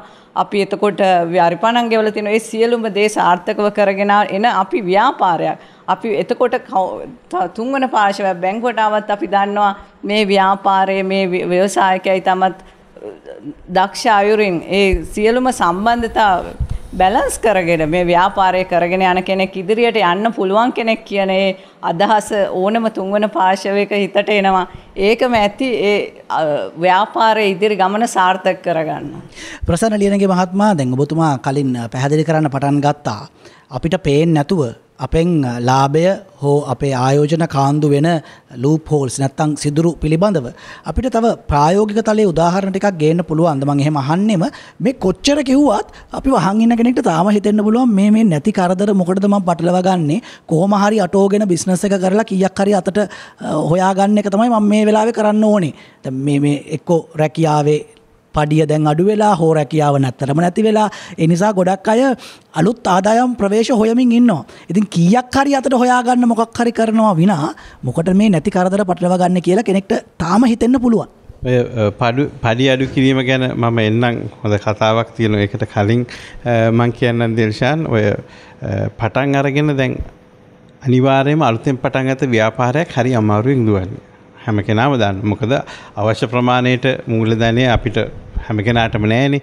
ඒක නිසා ඕකේ එක එක මෙතඩ්ස් පාවිච්චි කරනවා. දැන් උදාහරණයක් විදියට ගත්තොත් එහෙම එක මෙතඩ් එකක් තියෙනවා බූට් ස්ට්‍රැපින් කියලා. ඒ concept එක. ඒකට සිංහල වචනයක් මම දන්නේ සපත්තුව තද කර ගැනීම කියන්න පුළුවන්. අපි හිතමු ඒ කියන්නේ තමන්ගේ වියදම් කොහොමද අඩු කරගන්නේ කියලා. උදාහරණයක් විදියට ගත්තොත් එහෙම අලුතෙන් කම්පියුටර් එකක් ගන්නවද? එහෙම නැත්නම් අපි කොහේ හරි ගිහලා මේ සෙකන්ඩ් හෑන්ඩ් කම්පියුටර් එකක් ගත්තොත් අපිට ඇද්ද? සමහරට රුපියල් ලක්ෂ 2ක් විතර දීලා අලුත්ම කම්පියුටර් එකක් කරන් ලස්සනට තියනවද? එහෙම නැත්නම් කොහෙන් හරි හොයලා රුපියල් 30000ක් 40000කට සෙකන්ඩ් හෑන්ඩ් කම්පියුටර් එකක් අරගෙන ඒ වැඩේම කරන්න පුළුවන් ඒක. ඒ වගේ එකකට යනවද? ඒකට සල්ලි දීලා මොන හරි දෙයක් ගන්නවද? එහෙම නැත්නම් කල්බදු පහසුකමකට ගිහිල්ලා මේක ගන්නවත්. මොකද කල්බදු පහසුකමයට යනකොට අපිට කාලයක් හම්බ වෙනවා මේක ගෙවන්න. අපේ තියෙන අර මූලික ධනෙ ඔක්කොම මේකට දාන්න නැතුව. එතකොට අර මූලික ධනෙ අපිට ටිකක් ඉතුරු කරගන්න පුළුවන් අපේ මාකටිං වලට, ඊට පස්සේ වෙන දේවල් වලට. අනිත් එක මොනවා නැතත් හැම මාසෙම අපිට සේවකයෝ ප්‍රමාණයක් ඉන්නවනම් මේ සේවකයන්ට අපිට ගෙවන්න සිද්ධ වෙනවා. මේ පඩිය ගෙවන්න වෙනවා. එතකොට මේ සේවකයන්ගේ සතුට එහෙම නැත්නම් සේවකයන්ගේ සැටිස්ෆැක්ෂන් එක ගැනත් අපිට හිතන්න වෙනවා. දැන් ඔබ කිව්වා අර සේවකයන්ගේ ගෙවීම් අඩු කරන්න හදනවා. ඒ වගේ දේවල්. හැබැයි ඒ වගේ දේවල් සාර්ථක දේවල් නෙවෙයි. මම එක උදාහරණයක් කියන්නම් දිල්ෂාන්. මේක ගිහිල්ලා YouTube එකේ සහ ඕන තැනක හෙව්වොත් හොයාගන්න පුළුවන් කම්පැනි එකක් ඇමරිකාවේ. ඒක ග්‍රැවිටි කියලා කම්පැනි එකක්. මේ ක්‍රෙඩිට් කාඩ් කම්පැනි එක. හරි ලස්සන කතාවක්. මේකේ මේ CEO ඩෑන් ප්‍රයිස් කියන CEO එයා එකපාරක් එයාගේ ව්‍යාපාරය පටන් ගත්ත කාලේ පටන් අරගෙන 2007 විතර එයා මේ තමන්ගේ සේවකයෝ එක්ක සේවය කරගෙන ඉඳිද්දී මෙයා දකින්න එක්තරා සේවිකාවක්ගේ ඩොකියුමන්ට්ස් වගේක් මේ සේවිකාව එදා ඒ ව්‍යාපාරේ 5 වෙනකන් වැඩ කරලා ඊට පස්සේ 5න් පස්සේ මෙයා රෙස්ටුරන්ට් එකක වැඩ කරනවා. රෑ වෙනකන් 12 වෙනකන් රෙස්ටුරන්ට් එකක වැඩ කරනවා කියලා. ඒකට මෙයාට කතා කරන මේසයකට. හැබැයි සේවිකාව හිතුවා දැන් මාව අස් කරන්න තමයි හදන්නේ මං ජොබ්ස් දෙකක් කරන නිසා. මොකද නීතියෙන් ජොබ්ස් දෙකක් කරන්න බෑ නේ සමහර රටවල. එතකොට ඒක නිසා මේ අස් කරයි කියලා. හැබැයි මෙයා ඊට පස්සේ අහනවා ඇයි මේ ජොබ්ස් දෙකක් කරන්න කියලා. එතකොට මෙයා කියනවා මට බෑ මගේ ජීවන වියදමට මේක මදි. මගේ ළමයින්ට කන්න දෙන්න ඕනේ ඒව. එතකොට එයා අහනවා ඔයාට කීයක් ඕනද කියලා. මම කල්පනා කරලා බලන්නම් කියලා ඊළඟ දවසේ මේ සේවිකාව ඇවිල්ලා මෙයාට ගානක් කියනවා. එතකොට ඊට පස්සේ මෙයා කල්පනා කරලා මෙයා එතකොට ෂොක් වෙනවා මේකත් එක්ක. මෙයා ගෙදර ගිහිල්ලා කල්පනා කරලා පස්සේ ඊට පස්සේ මෙයා අනවුන්ස් කරනවා ඇවිල්ලා එයාගේ ආයතනයේ සේවය කරන සියලුම දෙනාට අවම වශයෙන් වසරකට ඩොලර් 70000ක වේතනයක් මං ගෙවනවා කියලා. ඒ වෙනකොට මේ CEO ගේ වේතනය මිලියන 1.1 ඩොලර්. මෙයාත් මේක අඩු කරගන්නවා මගේ වේතනේ නෑ මම ගන්නෙත් නෑ මමත් මේ ගන්නට එනවා කියලා. එයාත් අඩු කරගන්නවා තමන්ගේ වේතනය අර ගන්නට කිව්වා. හැබැයි ඒ වෙලාවේ ඒ ඉන්ඩස්ට්‍රි එකේ හිටපු අය ඒ විතරක් නෙවෙයි ගොඩාක් ඔය ටෙලිවිෂන් ෂෝස් වලත් කට්ටිය කිව්වා මේක මේ සියදිවි නසා ගැනීමක් මේක කවදා හරි දවසක මේ ව්‍යාපාරය ඒ රටේ ඔය මේ උගන්වනකොට මේක මේ අසාර්ථක වෙච්ච ව්‍යාපාරයක් විදිහට උදාහරණයක් ගන්න පුළුවන් කියලා. හැබැයි අද වෙනකොට මේ ව්‍යාපාරේ වර්ධනය වෙලා ලාභය වැඩි වෙලා ව්‍යාපාරේ 4 ගුණයකටත් වැඩිය විශාල ව්‍යාපාරයක් බවට පත් වෙලා. ඒ අර ඒ ව්‍යාපාරිකයාගේ තිබිච්ච තමන්ට මිලියන 1.1ක් ගත්ත තමන්ගේ පඩිය ඒ කාලේ ඒක කැප කරලා අර මිනිස්සුන්ට බෙදලා දුන්නා. මිනිස්සු සතුටින් වැඩ කරා. ඒකේ පස්සේ ආ ඉන්ඩෙක්සස් විදියට කියනවා. ඊට පස්සේ ඒ වෙනකොට එදා ඉඳලා මේ 2020 මං කරපු ඉන්ටර්විව් එකක් දැක්කා. ඒ වෙනකොට ඒ ආයතනයේ මිනිස්සුන්ගේ ළමයි 60ක් ඒ වෙනකොට අලුතෙන් ළමයි හදන. කියන්නේ අපිට සල්ලි තියෙන දැන් ළමයෙක් හදන එක ළමයි හදලු. එතකොට ගෙවල් ගත්ත අය ඩබල් වෙලාලු. එතකොට මේ මිනිස්සු හරි කැපවීමෙන් වැඩ කරනවා. ඒ වගේම ඒකේ තව එකක් වෙලා තියෙනවා.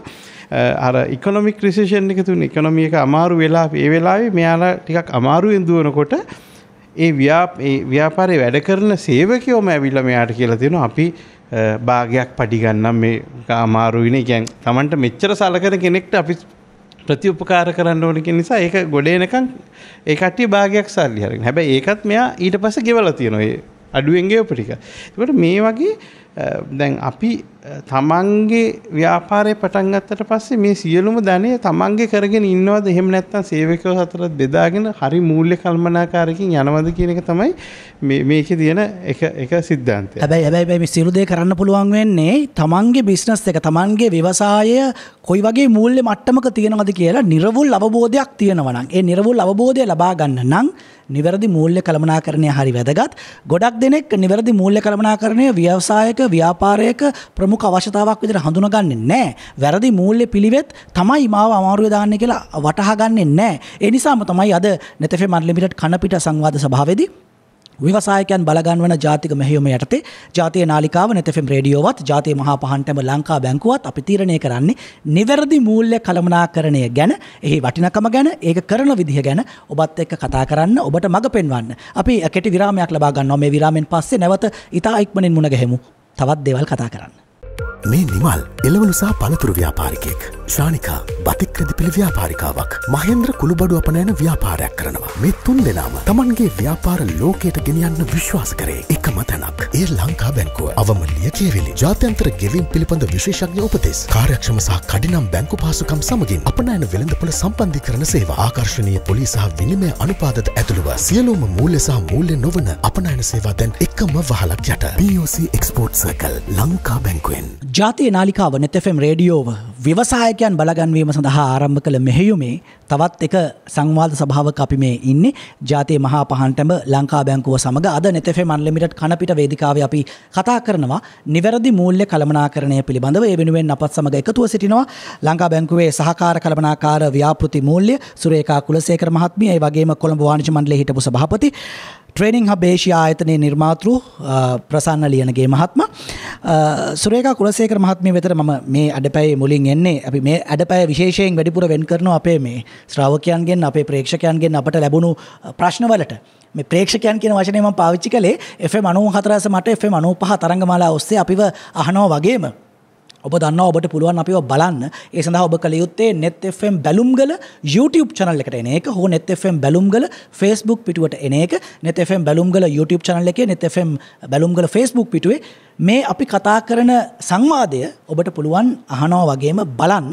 එහෙම අහම් බලන් ඉන්න ගමන් ඔබට තිබෙනවා නම් යම් ප්‍රශ්නයක්, ඔබේ ව්‍යවසාය මුණ දීලා නම් යම් පටලවිල්ලකට, එහෙම නැත්නම් ඔබ පටන් ගන්න ඉන්නවා ව්‍යවසායයක්, හැබැයි යම් තැනක ඔබ හිර වෙලා නම් ඒ හිර වෙච්ච තැන හෝ ඔබ පටලවපු කරුණ කමෙන්ට් එකක් විදිහට සඳහන් කරන්න. ඒ ඔබේ ප්‍රශ්න වලට උත්තර දෙන්නත් අපි උත්සාහ කරනවා. අද නැතත් මේ සංවාදය පැයකමාරකින් ඉවර වෙන්නේ නැහැ. මේක දාමයක් විදිහට ඉස්සරහට යනවා. ඊළඟ දවසේදී අපි ඔබේ ප්‍රශ්නෙට උත්තර දෙනවා. එහෙම අපිට ලැබුණු ප්‍රශ්න වලට උත්තර දෙන්න මේ අඩපැය අපි ටිකක් වැඩියෙන් වෙන් කරනවා. ඒ බව ඔබ දන්නවා. හැබැයි මේ ප්‍රශ්න වලට යන්න කලින් සුරේකා කුලසේකර මහත්මියගෙන් මම යම් පැහැදිලි කිරීමක් ලබා ගන්න කැමතියි. දැන් කලින් අඩපැයේදීත් යම් තරමකට කියවුණා ගිණුම් පවත්වා ගැනීමේදී තමන්ගේ ගිණුම වෙනම තියාගන්න, ව්‍යාපාරයේ ගිණුම වෙනම තියාගන්න කියලා. මොකක්ද මේකෙන් අදහස් වෙන්නේ? දැන් මේ කියන එකෙන් අදහස් වෙන්නේ අපි සමහර විට දැන් බිස්නස් එකේ ලාච්චුවට රුපියල් ලක්ෂයක් දවසන්තිමේ වැටෙනවා.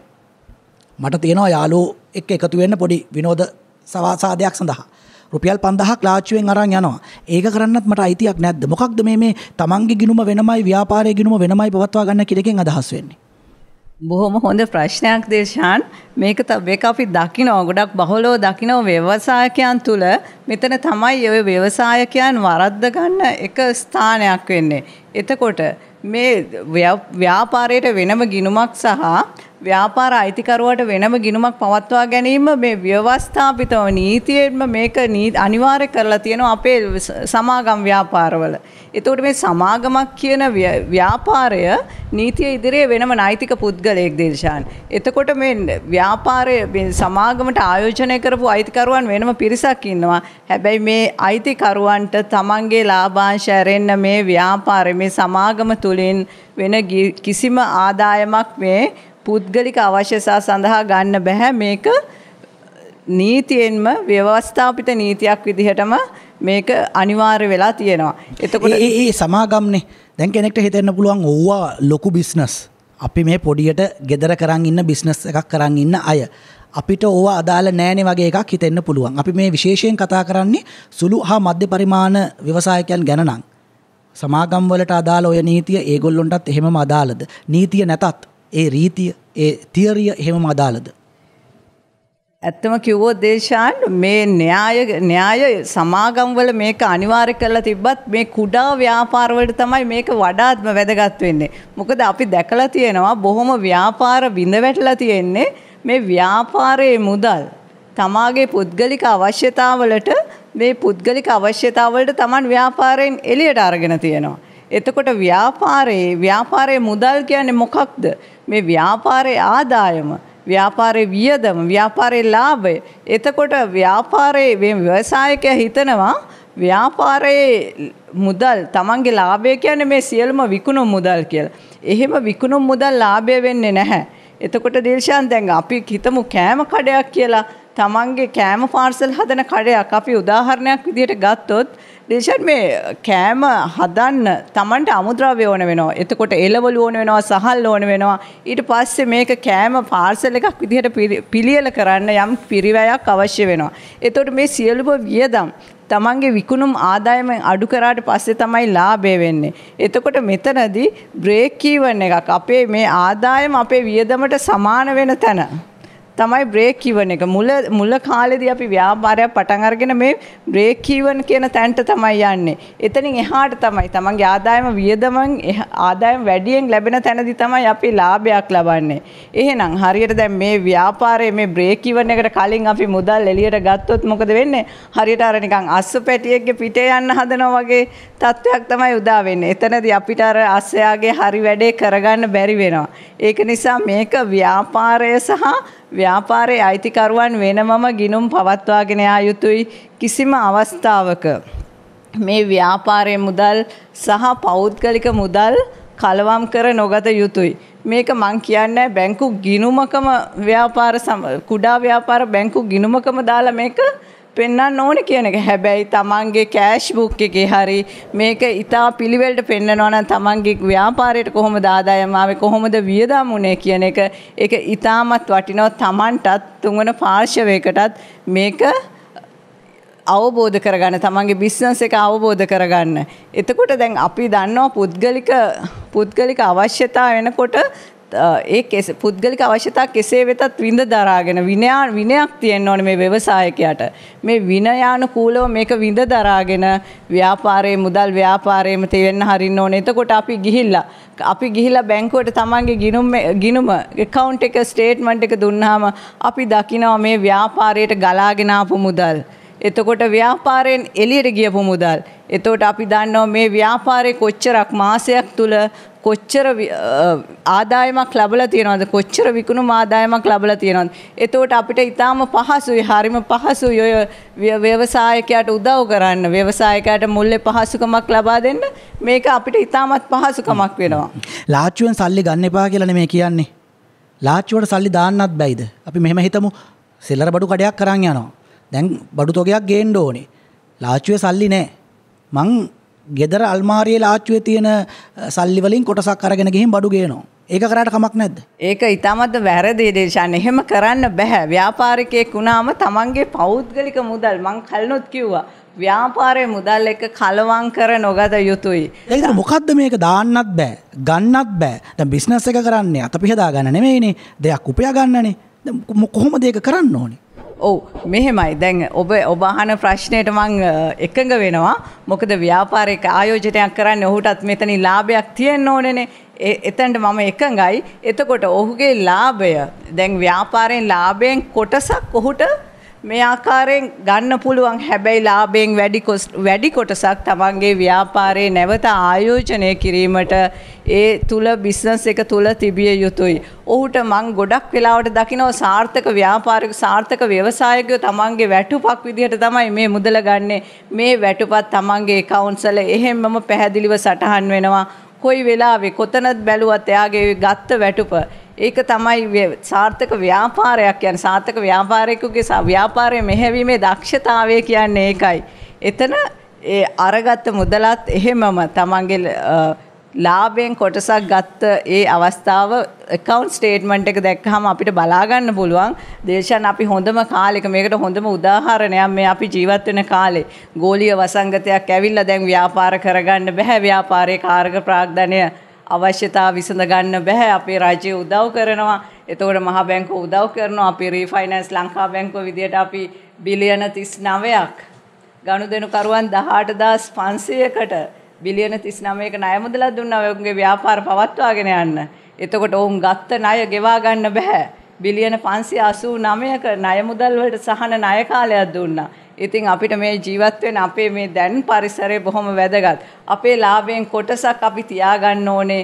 නැවත ආයෝජනයේට ඒ වගේම අපේ බිස්නස් එකේ හැමදාම අපිට එක විදියට එක ලයින් එකක යන්න බෑ.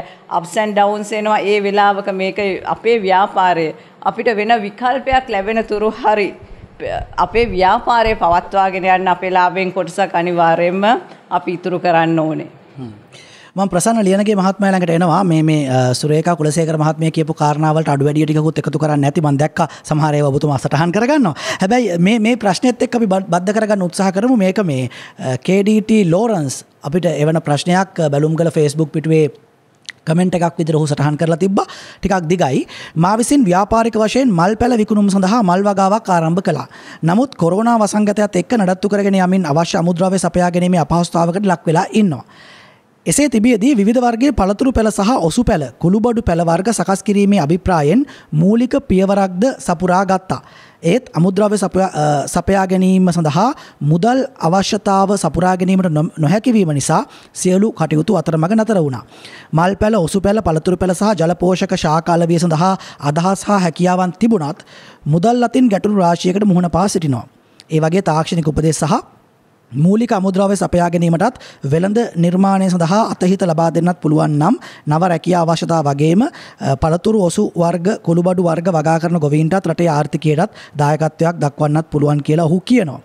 දැන් මේක ටිකක් දිග කේස් ස්ටඩි එකක්. දැන් මේකත් එක්ක මට හිතුනේ එක පැත්තකින් දැන් ඔහු යන්නේ ව්‍යාපාරය පුළුල් කරන්න. හැබැයි ව්‍යාපාරය පුළුල් කිරීම සඳහා මුදල් නැතිකමක ඔහු ඉන්නවා.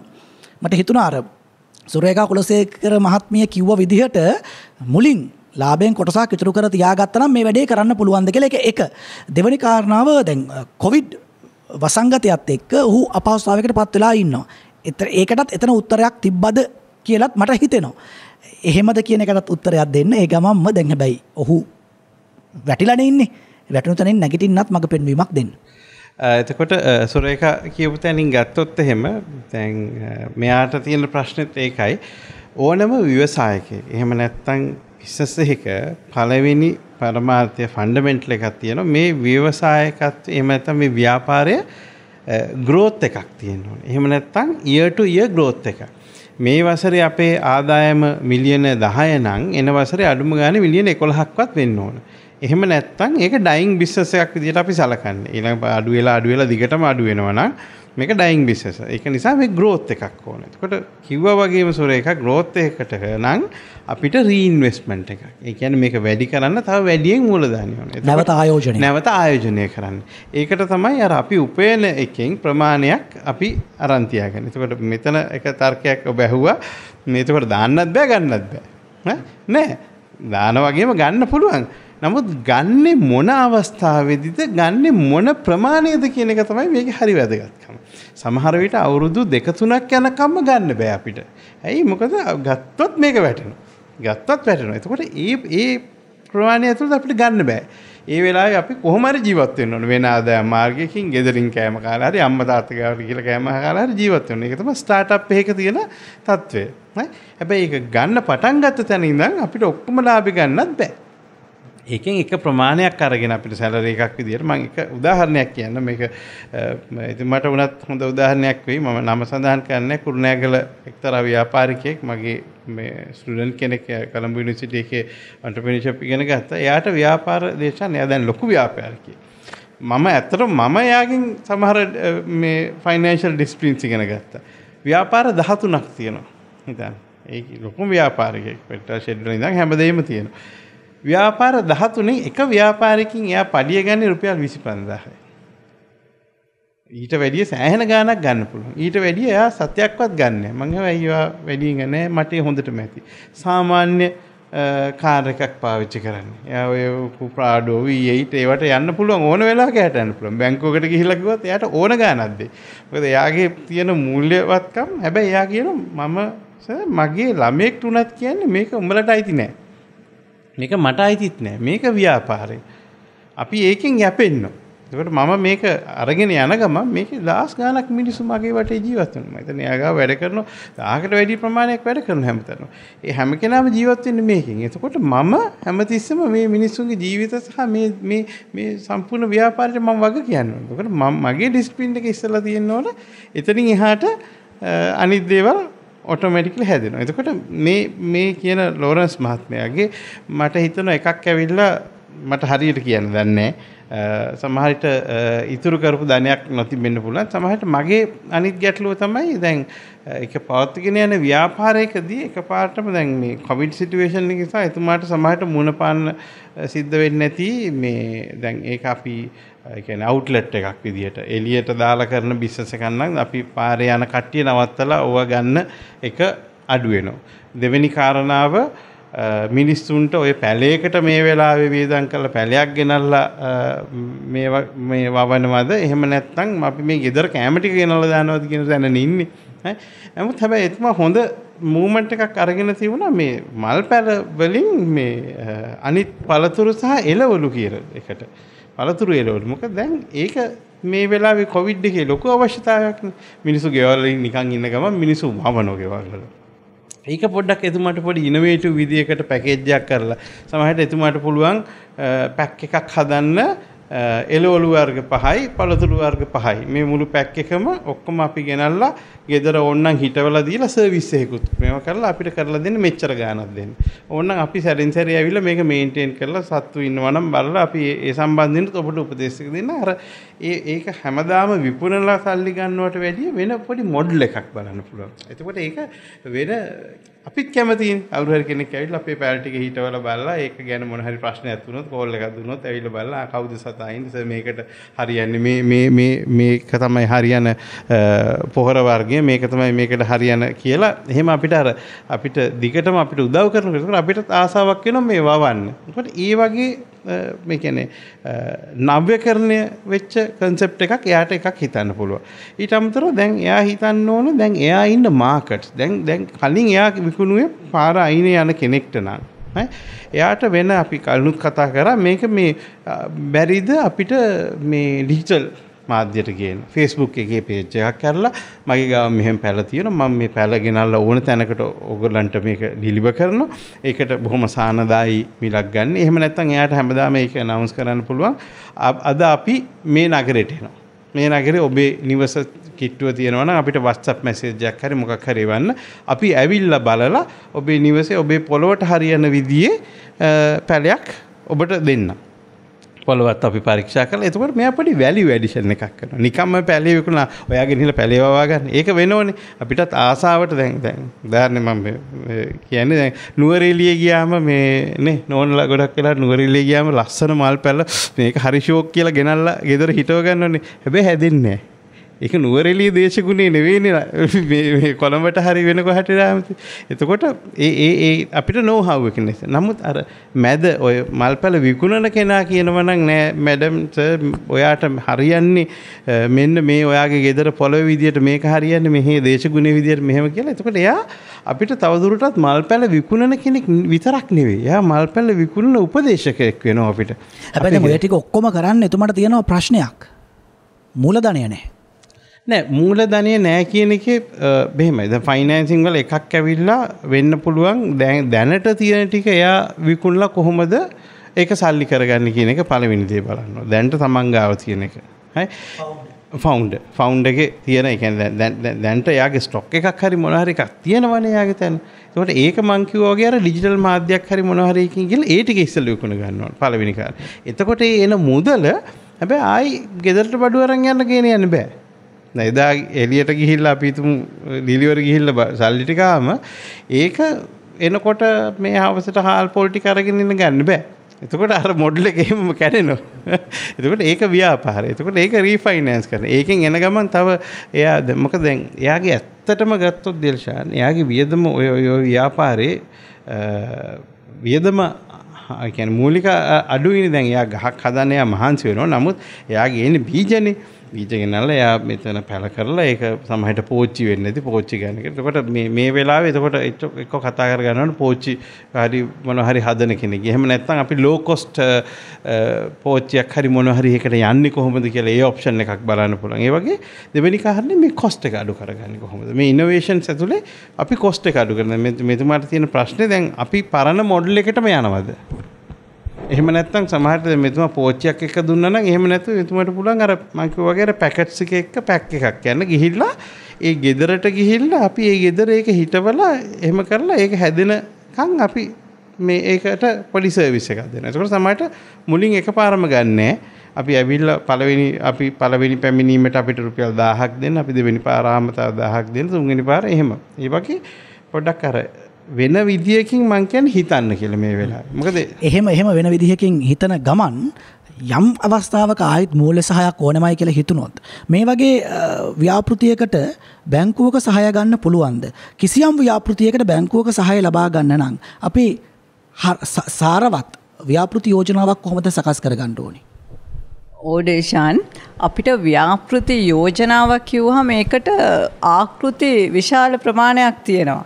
නමුත් තමන්ගේ ව්‍යාපාර යෝජනාවට අදාළ වෙන විදිහට ආකෘතියක් තෝරගෙන තමන්ගේ ව්‍යාපෘති යෝජනාව සවිස්තරාත්මකව තමන්ගේ කළමනාකරුව වෙත රැගෙන එන්න පුළුවන් නම් ඒක තමයි අපි සලකන්නේ හොඳ ව්‍යාපාර යෝජනාවක්. එහෙම නැත්නම් ව්‍යාපෘති වාර්තාවක් කියලා.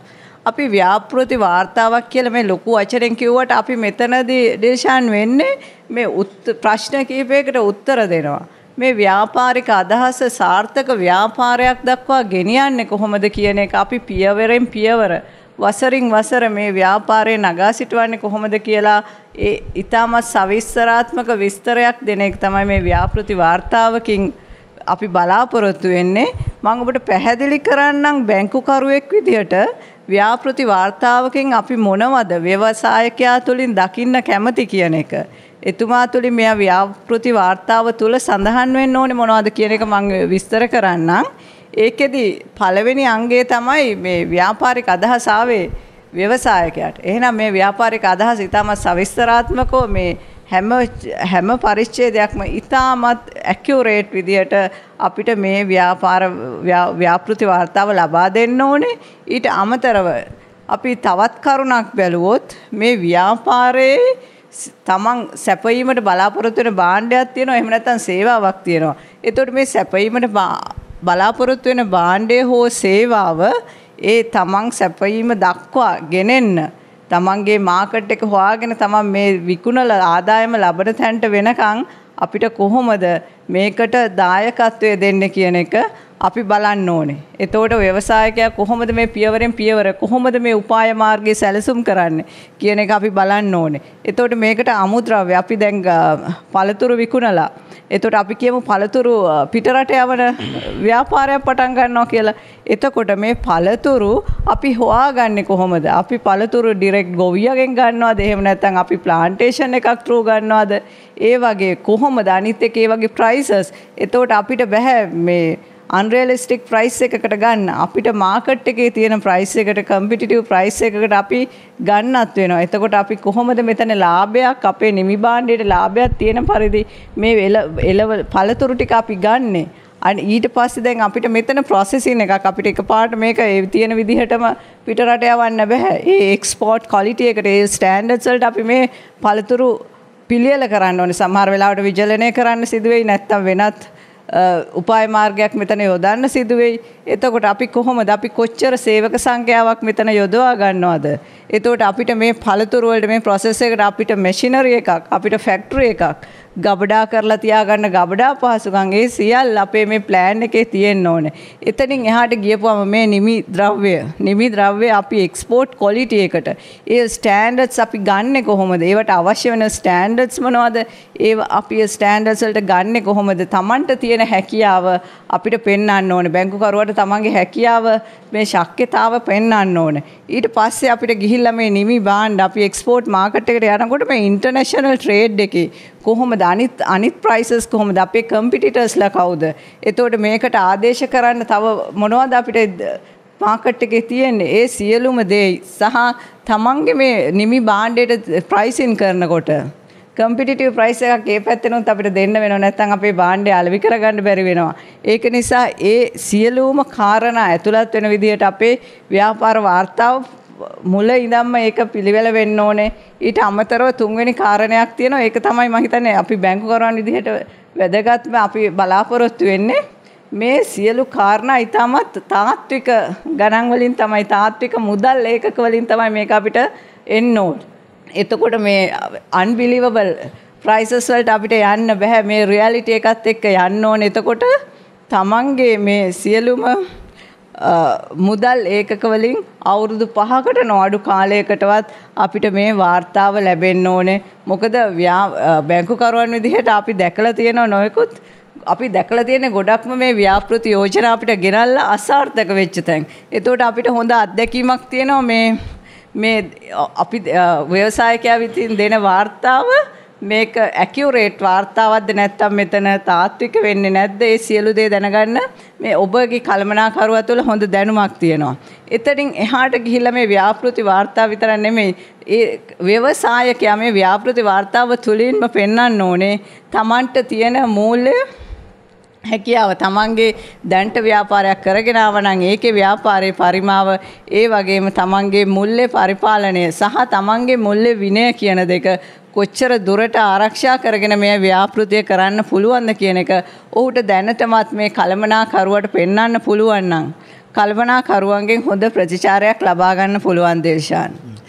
ව්‍යාපෘති යෝජනාවක් හරියට හදාගන්න එක මේ බැංකුවකින් සහාය ගන්න විතරක් නෙවෙයි තවත් බොහෝ කාරණාවලදී ඔබේ ව්‍යාපාරයට ඔබේ ව්‍යවසායයට හයියක් වෙයි.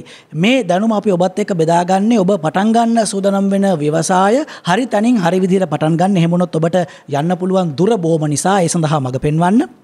ඔබ පටන් ගත්තු ව්‍යවසාය යම් තැනක හිර වෙලා නම් ඒ හිර වෙච්ච තැනින් ඔබව බේරාගෙන ඔබව ඊළඟ තලයට අරගෙන යාම සඳහා ඔබ මේ කුළුබඩු එක්ක ව්‍යාපාරයක් පටන් ගන්න අදහසක් තියෙනවා නම් කැමැත්තක් තියෙනවා නම් දේශීය වෙළඳපොළ විතරක් නෙමෙයි කුළුබඩුත් එක්ක සහ මේ සැකසු ආහාර බෝතල් කිරීමෙන් ජාත්‍යන්තරයක් ජය ගන්න ඔබේ කැමැත්තක් තියෙනවා නම් සූදානමක් තියෙනවා නම් ඒ සඳහාත් මේ වගේ සංවාදයකටත් එහා ගිය මඟ පෙන්වීමක් කරන්න අපි සූදානම්ෙන් ඉන්නවා. ඒ සඳහා තමයි ව්‍යවසායකයන් බලගන්වන ජාතික මෙහෙයුම යටතේ අපි අපේ දෙවන වැඩමුළුව සංවිධානය කරන්නේ. ඔබ ඒ සඳහා සහභාගී වෙන්න කැමති නම් ඔබ කළ යුත්තේ WhatsApp පණිවිඩයක් එවන්න 077 2 930 714 077 2 930 අංකයට තිරය මත දිස්වේවි. එහෙම නැත්නම් බැලුම්ගල Facebook පිටුවට ආවොත් බැලුම්ගල YouTube channel එකට ආවොත් මීට අදාළ post අපි පළ කරලා තිබෙනවා. අපි කුළුබඩු එක්ක සහ බෝතල් කළ ආහාර එක්ක දේශීය වෙළඳපොළ විදේශීය වෙළඳපොළ ජය ගන්න ඔබට කියලා දෙනවා. අයන්නේ ඉඳන් අග දක්වාම. ඒ නිසා මේ වැඩමුළුව සඳහා ලියාපදිංචි වෙන්නත් අපි ඔබට ආරාධනා කරනවා. ඒ ආරාධනා කිරීමත් එක්ක අපි අවසර ඉල්ලනවා යලිත් කෙටි විරාමයකට. මේ විරාමයෙන් පස්සේ අපි තවත් කතා කරමු. මේ නිමල් එළවලු සහ පළතුරු ව්‍යාපාරිකයෙක්. ශානිකා බතික් රෙදිපිලි ව්‍යාපාරිකාවක්. මහේන්ද්‍ර කුළුබඩු අපනයන ව්‍යාපාරයක් කරනවා. මේ තුන් දෙනාම තමන්ගේ ව්‍යාපාර ලෝකයට ගෙනියන්න විශ්වාස කරේ එකම තැනක්. ඒ ලංකා බැංකුව. අවමල්ලිය කියවිලි. ජාත්‍යන්තර ගෙවීම් පිළිබඳ විශේෂඥ උපදෙස්. කාර්යක්ෂම සහ කඩිනම් බැංකු පහසුකම් සමගින් අපනයන වෙළඳපොළ සම්බන්ධීකරණ සේවා. ආකර්ශනීය පොලි සහ විනිමය අනුපාදත ඇතුළුව සියලුම මූල්‍ය සහ මූල්‍ය නොවන අපනයන සේවා දැන් එකම වහලක් යට. POC Export Circle Lanka බැංකුවෙන්. පටන් ගත්තු ව්‍යාපාරයේ පටන් ගන්න ව්යාපාරයේ කොහොමද මූල්‍ය හරියට කළමනාකරණය කරන්නේ? ඒ සඳහා යද net FM unlimited කනපිට සංවාද සභාවේ අපි මේ ඔබට මඟ පෙන්වමින් ඉන්නේ ව්‍යවසායකයන් බලගන්වන ජාතික මෙහෙයුම යටතේ net FM රේඩියෝව ජාතිය නාලිකාව විදිහට ජාතියේ මහා පහන්ටඹ ලංකා බැංකුව සමග එකට එකතු වෙලා බැලුම්ගල Facebook පිටුවට එන්න බැලුම්ගල YouTube channel එකට එන්න FM 94.8 FM 95 තරංගමාලා ඔස්සේ අපි වහන ඔබට අපිව බලන්න පුළුවන්. එහෙම අහන බලන ගමන් ඔබට තිබෙන ප්‍රශ්නයත් බැලුම්ගල Facebook පිටුවේ බැලුම්ගල YouTube channel එකේ කමෙන්ට් කරන්න. ඔබේ ප්‍රශ්නටත් උත්තර හොයලා දෙන්න අපි උත්සාහ කරනවා. එහෙම ලැබුණු තවත් ප්‍රශ්න දෙකක් මම මේ එකපාර උපුටා දක්වන්න උත්සාහ කළේ. චන්ද්‍රික රාජපක්ෂ කියනවා මම මීට කලින් කළේ සංචාරක ව්‍යාපාරය ඒත් කොරෝනා එක්ක ඒක බිමටම වැටුණා. මම කලින් මිලදී ගත්ත මිරිස් 3-5 කෙටීමේ යන්ත්‍රයක් තියෙනවා. ඒකෙන් යමක් කරන්නයි දැන් හිතාගෙන ඉන්නේ. සියලු කුළුබඩු වල එකතුවක් කරන්න හිතේ තියෙනවා. ඒත් මූලික ධනයක් සමගම මට ඒ සම්බන්ධ ව්‍යාපාරික දැනුමත් අවශ්‍යයි. පටන් අරන් හෝටල් සහ වෙනත් ස්ථාන වෙත බෙදා හරින්නත් අදහස් කරනවා කියලා තමයි චන්ද්‍රික රාජපක්ෂ කියන්නේ. ඉරෝෂණ අබේසිංහ කියනවා මම කැමති කුළුබඩු අපනයනය කරන ආයතනයක් පටන් ගන්න. ඒ සඳහා කොහොමද ඒක කරන්නේ කියලා දැනගන්න අවශ්‍යයි. අපනයනයට සුදුසු තත්වයට අමුද්‍රව්‍ය තෝරාගන්නේ කොහොමද, නිෂ්පාදනයන් කරන්නේ කොහොමද, අසුරුම්කරණය කරන්නේ කොහොමද කියලා දැනගත යුතුයි. ඉරෝෂණටත් චන්ද්‍රකටත් කියන්න තියෙන්නේ ඔබ වගේ මේ කුළුබඩු ක්ෂේත්‍රයෙන් රට අල්ලන්න ලෝකය අල්ලන්න කැමති අය වෙනුවෙන් තමයි ව්‍යවසායකයන් බලගන්වන ජාතික මෙහෙයුම යටතේ net FM රේඩියෝව අපි අපේ දෙවනි වැඩමුළුව සංවිධානය කරන්නේ. ඒ වැඩමුළුවේ සමාජිකයෙක් වෙන්න ඒ සඳහා දැම්ම ලියාපදිංචි වෙන්න එන්න බැලුම්ගල Facebook පිටුවට එන්න බැලුම්ගල YouTube channel එකට ලියාපදිංචි විය යුතු ආකාරය අපි විස්තර සහිතව දක්වලා තිබෙනවා. අපි එකතු වෙලා කතා කරමු. ඔබේ ප්‍රශ්න වලට උත්තර හොයාගන්න අපිට පුළුවන්කම තිබෙනවා. ඒත් එක්කම දැන් කලින් අඩපැයේදී සුරේකා කුලසේකර මහත්මිය පැහැදිලි කරපු එක තැනක් එක්ක මම එනවා ප්‍රසන්න ලියනගේ මහත්මයා ළඟට ආයිත් එතුමිය පැහැදිලි කරනවානේ අපි කොහොමද ව්‍යාපෘති වාර්තාවක් හදාගන්නේ කියලා. දැන් ওই ව්‍යාපෘති වාර්තාව බැංකුවෙන් ණයක් ගන්න ගියාමත් අපිට වැදගත්. තව කාරණාවලදීත් අපිට වැදගත්. ව්‍යාපෘති වාර්තාවේ ඇතුළත් වෙන්න ඕනේ එක කාරණාවක් විදිහට එතුමිය සඳහන් කරනවා අපේ නිෂ්පාදන වියදම සහ නිෂ්පාදනය අලෙවි කරන්න බලාපොරොත්තු වෙන මිල. මේකත් එක්ක සමහර ව්‍යවසායකයෙක් හිර වෙනවා.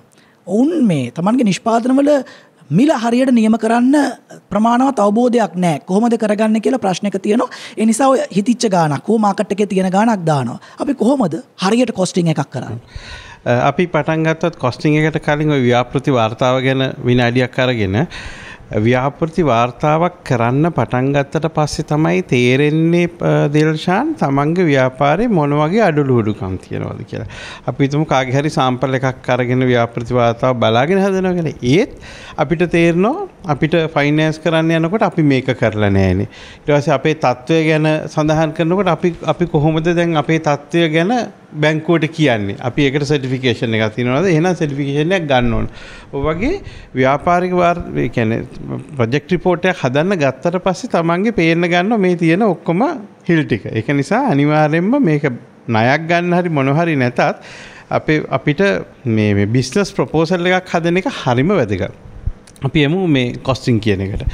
එතකොට පොඩි හිතේ තියෙනවා සමහරලාට මේ ව්‍යවසායකයන්ගේ තමන් හදන භාණ්ඩයට යන අමුද්‍රව්‍ය සඳහා යන වියදම විකුණන වියදමෙන් අරක අඩු කරපු හැටි ඒක තමයි ලාභය කියලා. නෑ අපි උදාහරණයක් විදිහට පාන් ගෙඩියක් ගමු. පාන් ගෙඩිය රුපියල් 60යි මාකට් එකේ. බේකරියක් කරන කෙනෙක් පාන් ගෙඩියට පාවිච්චි කරන පාන් පිටි ටික, යීස්ට් ටික, මාගරින් ටික, හරි මාවෝ හරි මොන හරි බටර් ටික ඒ ටික දාලා ගත්තට පස්සේ එයා හිතනවා නම් මම රුපියල් 60 විකුණනවා මගේ අමුද්‍රව්‍ය සඳහා වියදම රුපියල් 30යි. එතකොට මට රුපියල් 30ක් ලාභ තියෙනවා කියලා. නෑ. රුපියල් 30ක් එතන ලාභයක් නැහැ. සුද්ධ ලාභයක් නැහැ එතන. ඒකට කොච්චර දේවල් තව එකතු වෙනවද? ඒ සඳහා සේවකයෝ වැඩ කරන සේවකයන්ගේ පඩි නැදි. අපි පාවිච්චි කරන්නේ දර පොරණුවක් නම් දර සඳහා යන වියදම්. එහෙම නැත්නම් ඉලෙක්ට්‍රිසිටි නම් අපි විදුලියට යන වියදම. ඊට පස්සේ ඊට අමතරව ඒ සඳහා පාවිච්චි කරන ඉඩ කඩ ප්‍රමාණයට හරි විදියට නම් තමන්ගේ මේ තැනක් වුණත් අපි ඒකට ඇත්තටම රෙන්ට් එකක් පෝෂන් කරන්න ඕනේ. ඒක අනිවාර්ය දෙයක්.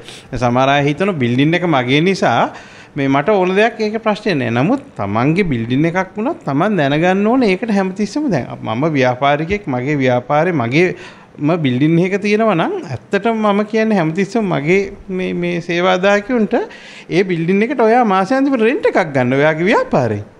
ඔයා බිලක් දීලා පර්සනලි ඔයා රෙන්ට් එකක් ගන්න. එතකොට දන්න මේකත් එක වියදමක්. ඒ කියන්නේ එයාට කවදා හරි දවසක මේ බිල්ඩින් එක නැත්තම් එයා වෙන තැනක ගිහිල්ලා ඕක කරොත් රෙන්ට් එකක් ගෙවන්න ඕනේ.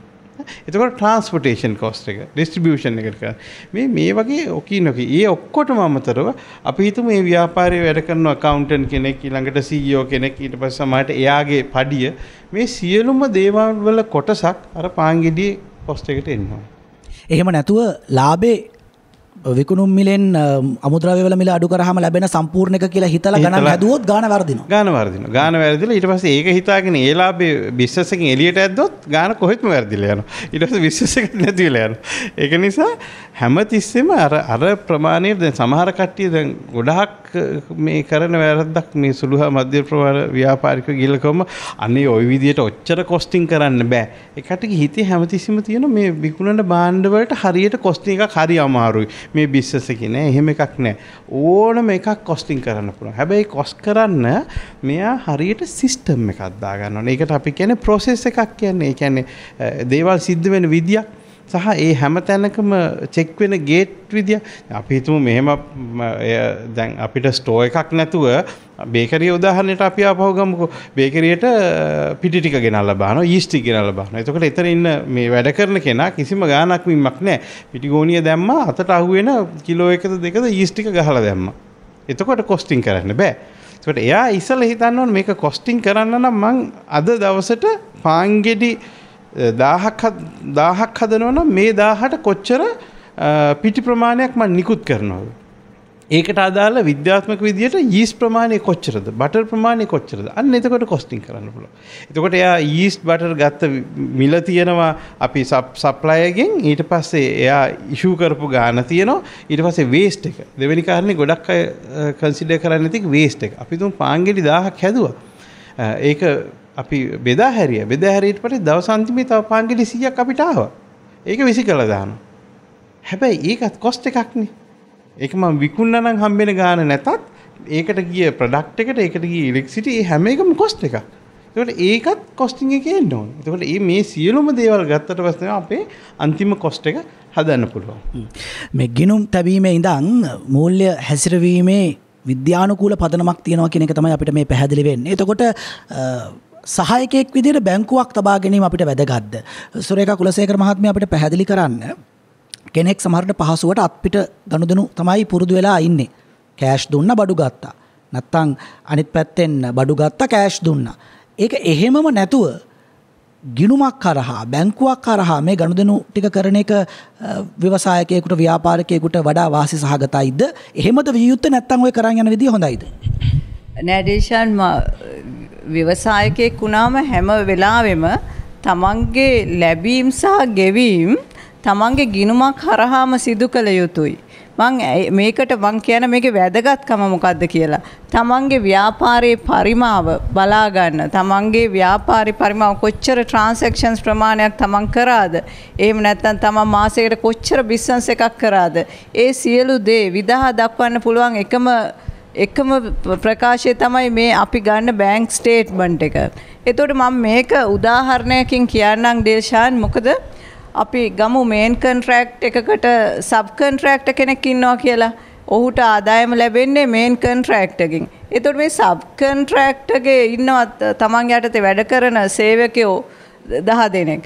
එතකොට මේ මේන් කොන්ට්‍රැක්ට් එකේ මේ සබ් කොන්ට්‍රැක්ටර්ට ලැබෙන මුදල වැටුප මේක සතියකට සැරයක් ලැබෙනවා වෙන්න පුළුවන්, සති දෙකකට සැරයක් ලැබෙනවා වෙන්න පුළුවන්. එතකොට මේ කොන්ට්‍රැක්ට් මොකද්ද කරන්නේ? අර මේන් කොන්ට්‍රැක්ට් එකෙනුත් එයාට හම්බ වෙන්නේ මුදල් කෑෂ් වලින්. එතකොට මේ කෑෂ් අරගෙන මෙයා කරන්නේ අපි හිතමු රුපියල් 50000ක් හම්බ වෙනවා කියලා සතියකට මෙයාගේ වැඩ කොටසට. මෙයා මේ රුපියල් 50000න් රුපියල් 40000ක් තමන්ගේ සේවකයන්ට එහෙම්ම මේ කෑෂ් වලින්ම බෙදලා දෙනවා. ඒගොල්ලොන්ගේ පඩි නඩි බේරනවා. එතකොට මොකද්ද වෙන්නේ? තමන්ට ඉතුරු වෙනවා රුපියල් 10000ක් මේ සතියේ ආදායමෙන්. මේ රුපියල් 10000 තමයි තමන්ගේ ව්‍යාපාර ගිණුමේ තැන්පත් කරන්නේ. එතකොට මොකද්ද මේ පික්චර් එක අන්තිමට? අපි අරගෙන යනවා. ඊට පස්සේ මේ කොන්ත්‍රාත් කරුවම බැංකුවට එනවා. ඇවිල්ලා කියනවා බැංකු කළමනාකරුට කියනවා මම මාසයකට ලක්ෂ 2ක වැඩ කරනවා. හැබැයි මට සමහර වෙලාවට මට සතියක් වැඩ කරගන්න 50000ක මුදලක් ඇති. නමුත් සමහර වෙලාවට මේන් කොන්ට්‍රැක්ට් එකෙන් මට සල්ලි හම්බ වෙනකොට ප්‍රමාද වෙන්න පුළුවන්. ඒක නිසා මට පුළුවන් ද මේ 50000ට ඕවර්ඩ්‍රාෆ්ට් එකක් නැත්නම් අයිරාවක් ලබා දෙන්න කියලා. දේශාන් ඒ වෙලාවේ කළමනාකරු කියනවා පොඩ්ඩක් ඔයාගේ බැංක් ස්ටේට්මන්ට් එක පෙන්නන්න පුළුවන්ද? එතකොට බැංක් ස්ටේට්මන්ට් එක අරන් බැලුවාම කළමනාකරුට පේන්නේ මොහු සතියකට රුපියල් 10000ක තමයි ව්‍යාපාරික පරිමාවක් කරලා තියෙන්නේ. එතකොට මාසෙම ගත්තාම රුපියල් 40000ක තමයි මෙයාගේ ව්‍යාපාරයෙන් ලැබුණ ආදායම තියෙන්නේ. නමුත් මෙයා ඉල්ලනවා ගිහිල්ලා රුපියල් 50000ක අයිරාවක්. කතාව ඇත්තයි. මේ ව්‍යාපාරිකයා මේ ව්‍යවසායකයා ඇත්තටම ජෙනුයින් ව්‍යවසායකයෙක්. නමුත් ඔහුට ඔහුගේ බිස්නස් එකේ පරිමාව, ඔහුගේ ව්‍යාපාරයේ පරිමාව ඔප්පු කරන්න තියෙන එකම සාධකය ගිලිහිලා තියෙනවා. එහෙනම් මොකද්ද මේ කළ යුතුව තිබුණේ? මෙතුමාට කළ යුතුව තිබුණේ තමන්ට ඒ හම්බුන සතියකට තමන්ගේ මේන් කොන්ට්‍රැක්ට් එකෙන් හම්බ වෙච්ච රුපියල් 50000 තමන්ගේ ව්‍යාපාර ගිණුමේ තැන්පත් කරා. එහෙමත් නැත්නම් මේන් කොන්ට්‍රැක්ට් එකට කිව්වා තමන්ගේ ගිණුමට account එකට ක්‍රෙඩිට් කරන්න කියලා. ඊට පස්සේ මේ ගිණුමෙන් රුපියල් 40000ක් විත්ඩ්‍රෝ කරලා ඒකෙන් ගැනුම් විදිහට මේ 40000 විත්ඩ්‍රෝ කරලා තමන්ගේ සේවකයන්ගේ පඩි නඩි බේරුවා. එතකොට දැන් account statement එකේ හරි ලස්සනට තියෙනවා තමන්ට සතියකට 50000ක් හම්බුණා. ඒ වගේ සති 4ට 50000 ඒවා ලක්ෂ 2ක යාට බිස්නස් පරිමාවක් තියෙනවා. ඔහු තමන්ගේ වියදම් විදිහට තමන්ගේ සේවකයන් නඩත්තු කරන්න ඔහුගේ අනෙකුත් අවශ්‍යතාවලට රුපියල් 40000ක් විත්ඩ්‍රෝ කරා. එතකොට ඒ මාසයක් ඇතුළත ස්ටේට්මන්ට් එක බැලුවාම කළමනාකරු වුණත් ඉතාමත් පැහැදෙනවා ඌ ඉතාමත් දක්ෂ විදියට මේක කරනවා කියලා. ඒත් එක්ක මං කියනනම් ඒක තමයි එයා කළ යුතුව තිබුණේ. මං කියනනම් තව දන්න ඉතාමත් සාර්ථක ව්‍යාපාරිකයෙක් ඉන්නවා. ලොකු ව්‍යාපාරිකයෙක් නෙමෙයි. අපි බ්‍රාන්චස් වල වැඩ කරනකොට අපිට තේරෙනවා ඇවිල්ලා කතා කරනකොට මේ ව්‍යාපාරිකයාත් කොන්ට්‍රැක්ටර් කෙනෙක් වගේ. තමන්ගේ ව්‍යාපාරය කරන්නේ එක සයිට්ස් වලට විදුලි කාර්මිකයෝ යොදවනවා. මෙයාට ඉන්නවා විදුලි කාර්මිකයෝ 10 දෙනෙක් විතර මෙයා යටතේ සේවය කරනවා. මෙයාට මේ හම්බ වෙන්නේ එක සයිට්ස් වලින් තමයි මුදල් හම්බෙන්නේ. ඒ කොන්ට්‍රැක්ට් එක කරපුවාම ඒ සයිට් එකෙන් මුදල් හම්බෙනවා. එතකොට මෙයා කරන්නේ මෙයාගේ මේ account එකට තමයි මේ sites වලින් ඔක්කොම මුදල් ගෙන්න ගන්න. එතකොට account එකට credit වෙනවා. මෙයාට පැහැදිලි වාර්තාවක් තියෙනවා. තමන්ගේ මේ sites වලින් මොන ගාණක්ද කවදද මේ account එකට credit උනේ කියලා. තමන්ගේ සේවකයාට මේ පඩිනඩි ඒවා සමහර විට වැටුපක් දෙනවා නැත්නම් බෝනස් එකක් දෙනවා. ඒ ඔක්කොම කරන්නේ අර පුද්ගලික ගිණුමට සේවකයාගේ පුද්ගලික ගිණුමට තමන්ගේ ව්‍යාපාර ගිණුම හරහා මේ ඒ මුදල ට්‍රාන්ස්ෆර් කරන එකෙන්. එතකොට කිසිම ප්‍රශ්නයක් නැහැ. සේවකයා දන්නවා තමන්ට කවදද හම්බුනේ, තමන්ට මොන amount එකද හම්බුනේ, salary එක හම්බුනේ කවදද, බෝනස් එක හම්බුනේ කවදද, කිසිම ප්‍රශ්නයක් නැතුව මේ සියල්ල මේ account එක තුල තියෙනවා. ඇත්තටම කිසිම තමන්ගේ ව්‍යාපාරය පවත්වාගෙන යනකොට මම කිව්වා ආරවුල් ඇති වෙන්නෙත් නැහැ. ඉතාමත් හොඳ රෙපියුටේෂන් එකක් ඇතුව බැංකුවට ආවත් ඔහුව පිළිගන්නවා. මොකද බැංකුවට ආපම ඔහුව පිළිගන්නේ බැංකුවේ කළමනාකරු දන්න ඔහුගේ ව්‍යාපාරික පරිමාව කොච්චරද කියලා. ඔහු කොච්චර ට්‍රාන්ස්පරන්ට් විදිහට තමන්ගේ බිස්නස් එක කරගෙන යනවද කියලා දන්නවා. ඒක නිසා තංවන පාර්ශවයක් ඉදිරියේ තමන්ගේ ව්‍යාපාරයේ හැකියාව, තමන්ගේ ශක්තිතාවය පෙන්වන්න හොඳම ක්‍රමය තමයි තමන්ට ව්‍යාපාරයට ලැබෙන සියලුම මුදල් ව්‍යාපාර ගිණුමේ සටහන් වෙන්න ලැබීමත්, තමන් වියදම් කරන ව්‍යාපාරය සඳහා වියදම් කරන සියලුම ගිණුම් ව්‍යාපාරයේ මේ ගිණුම තුල සටහන් කරන් ලැබීමත් ඔහුට ලැබෙන වාසිය. දැන් මේ ගිණුම ගැන කතා කරනකොට විවිධ වර්ගයේ ගිණුම් තියෙනවානේ. දැන් මට පුළුවන් මගේ බිස්නස් එකේ ට්‍රාන්සැක්ෂන් සඳහා ගනුදෙනු සඳහා මගේ නමට තියෙන මගේ පෞද්ගලික ගිණුම පාවිච්චි කරන්න. දැන් ඔබ කිව්වනේ මට මුදල් ගෙවන කෙනාට මම යෝජනා කරනවා මගේ බැංකු ගිණුමේ තැන්පත් කරන්න. ඒ හරහාම මම සෙසු වියදම් ටික ගෙවනවා. එකක්. එහෙම නැත්නම් මට පුළුවන් මගේ ව්‍යාපාරය වෙනුවෙන් වෙනම ගිණුමක් ආරම්භ කරන්න. එක දෙක. සහ ව්‍යාපාරය වෙනුවෙන් ආරම්භ කරන්න පුළුවන් ආයිත් එක්ක ඉතුරුම් ගිණුමක්. එහෙම නැත්නම් ජංගම ගිණුමක්, කරන්ට් account එකක්. මොකක්ද ඔබ නිර්දේශ කරන හොඳම ක්‍රමය? එතකොට මෙතනදී දේශාන් දැන් අපි සමනේ කුඩා ව්‍යාපාරයක් පටන් ගත්තා. මේගොල්ලන් පටන් ගන්න ඕනේ සේවිංස් account එකකින්. මොකද කරන්ට් සේවිංස් account එක තමන්ගේ නමටද ව්‍යාපාරේ නමටද? තමන්ගේ නමින් තමයි මුලින්ම කරන්න වෙන්නේ. ඊට පස්සේ කරන්ට් account එකකට මේක next level එක තව ටිකක් develop වෙනකොට මේක ව්‍යාපාරයක් විදිහට register කරාට පස්සේ මෙතනදී ව්‍යාපාරයේ නමට account එකක් open කරලා ඒ account එකට තමයි සියලුම ලැබීම් හා ගෙවීම් කළ යුතු වෙන්නේ. business එක සාමාන්‍ය ශුද්‍ර ව්‍යාපාර පටන්ගෙන කරගෙන යන ඒගොල්ලොන්ට registration කරලා නැහැ. ඒ අවස්ථාවේ තමන්ගේ ගිණුමට තමන්ගේ savings account එකක් කරා කටයුතු කරගෙන යන්න පුළුවන්. හැබැයි හොඳම දේ මම මුලින්මත් කිව්වා අර ලිපි ලේඛන තබා ගැනීමේ අවශ්‍යතාවය සහ බැංකු ණයක් ගන්න ගියාම business registration එක කියන එක අති වැදගත්. ඒක නිසා තමන්ගේ business එක පුළුවන් තරම් ඉක්මනින් register කරගෙන නමට account එකක් open කරගෙන ඒ account එක through තමන්ගේ ව්‍යාපාර ගනුදෙනු කරලා තිබුණොත් කවදා හරි ගිහිල්ලා කියන්න පුළුවන් මගේ තියෙන නිපුණතාවය, මගේ පළපුරුද්ද, මම මේ business එකේ කොච්චර කල් ඉඳලා තියෙනවද ඒක කියන්න තියෙන එක සාතිකයක් මේ business registration එක. මම business registration එක අවුරුදු 5කට කලින් කරා නම් මේ අවුරුදු 5 මම කරලා තියෙනවා. එතකොට මට කියන්න පුළුවන් මගේ මේ accounts මේ මම register වෙලා තියෙන දවසේ මේ මගේ accounts. එතකොට අපි දන්නවා මෙතුමාට මේ පිළිබඳව පළපුරුද්දක් තියෙනවා. එහෙනම් ඉදිරියට ගෙන යාමේ කිසිදු බාධකයක් නැහැ කියන එක. ඇයි ජංගම ගිණුමක් පවත්වාගෙන යා යුත්තේ? දැන් ඉතුරුම් ගිණුමකට වඩා ව්‍යාපාරයක් සඳහා ජංගම ගිණුමක් පවත්වාගෙන යාමේ වැදගත්කම මොකක්ද? සාමාන්‍යයෙන් අපි පිළිගත් විදිහට ව්‍යාපාරයකට ජංගම ගිණුමකින් තමයි ක්‍රෙඩිට් ඩෙබිට්ස්. ඒ කියන්නේ ව්‍යාපාරයකට අපි බිස්නස් කමියුනිටි එකේ අපි පිළිගත් ආකාරය තමයි ව්‍යාපාරයක් පත් වුණාම සාමාන්‍ය රෙජිස්ටර් කරාට පස්සේ ඒ තුල මේ නමකින් සේවිංස් account එකක් ව්‍යාපාරයකට භාවිතා කරන්නේ නැහැ. මොකද ඒ transactions ඔක්කොම සේවිංස් එකනොත් කරගන්න පුළුවන්. නමුත් පිළිගත් ආකාරයට අපි ව්‍යාපාරයකට කරන්ට් account එකක් තමයි රෙකමෙන්ඩ් කරන්නේ.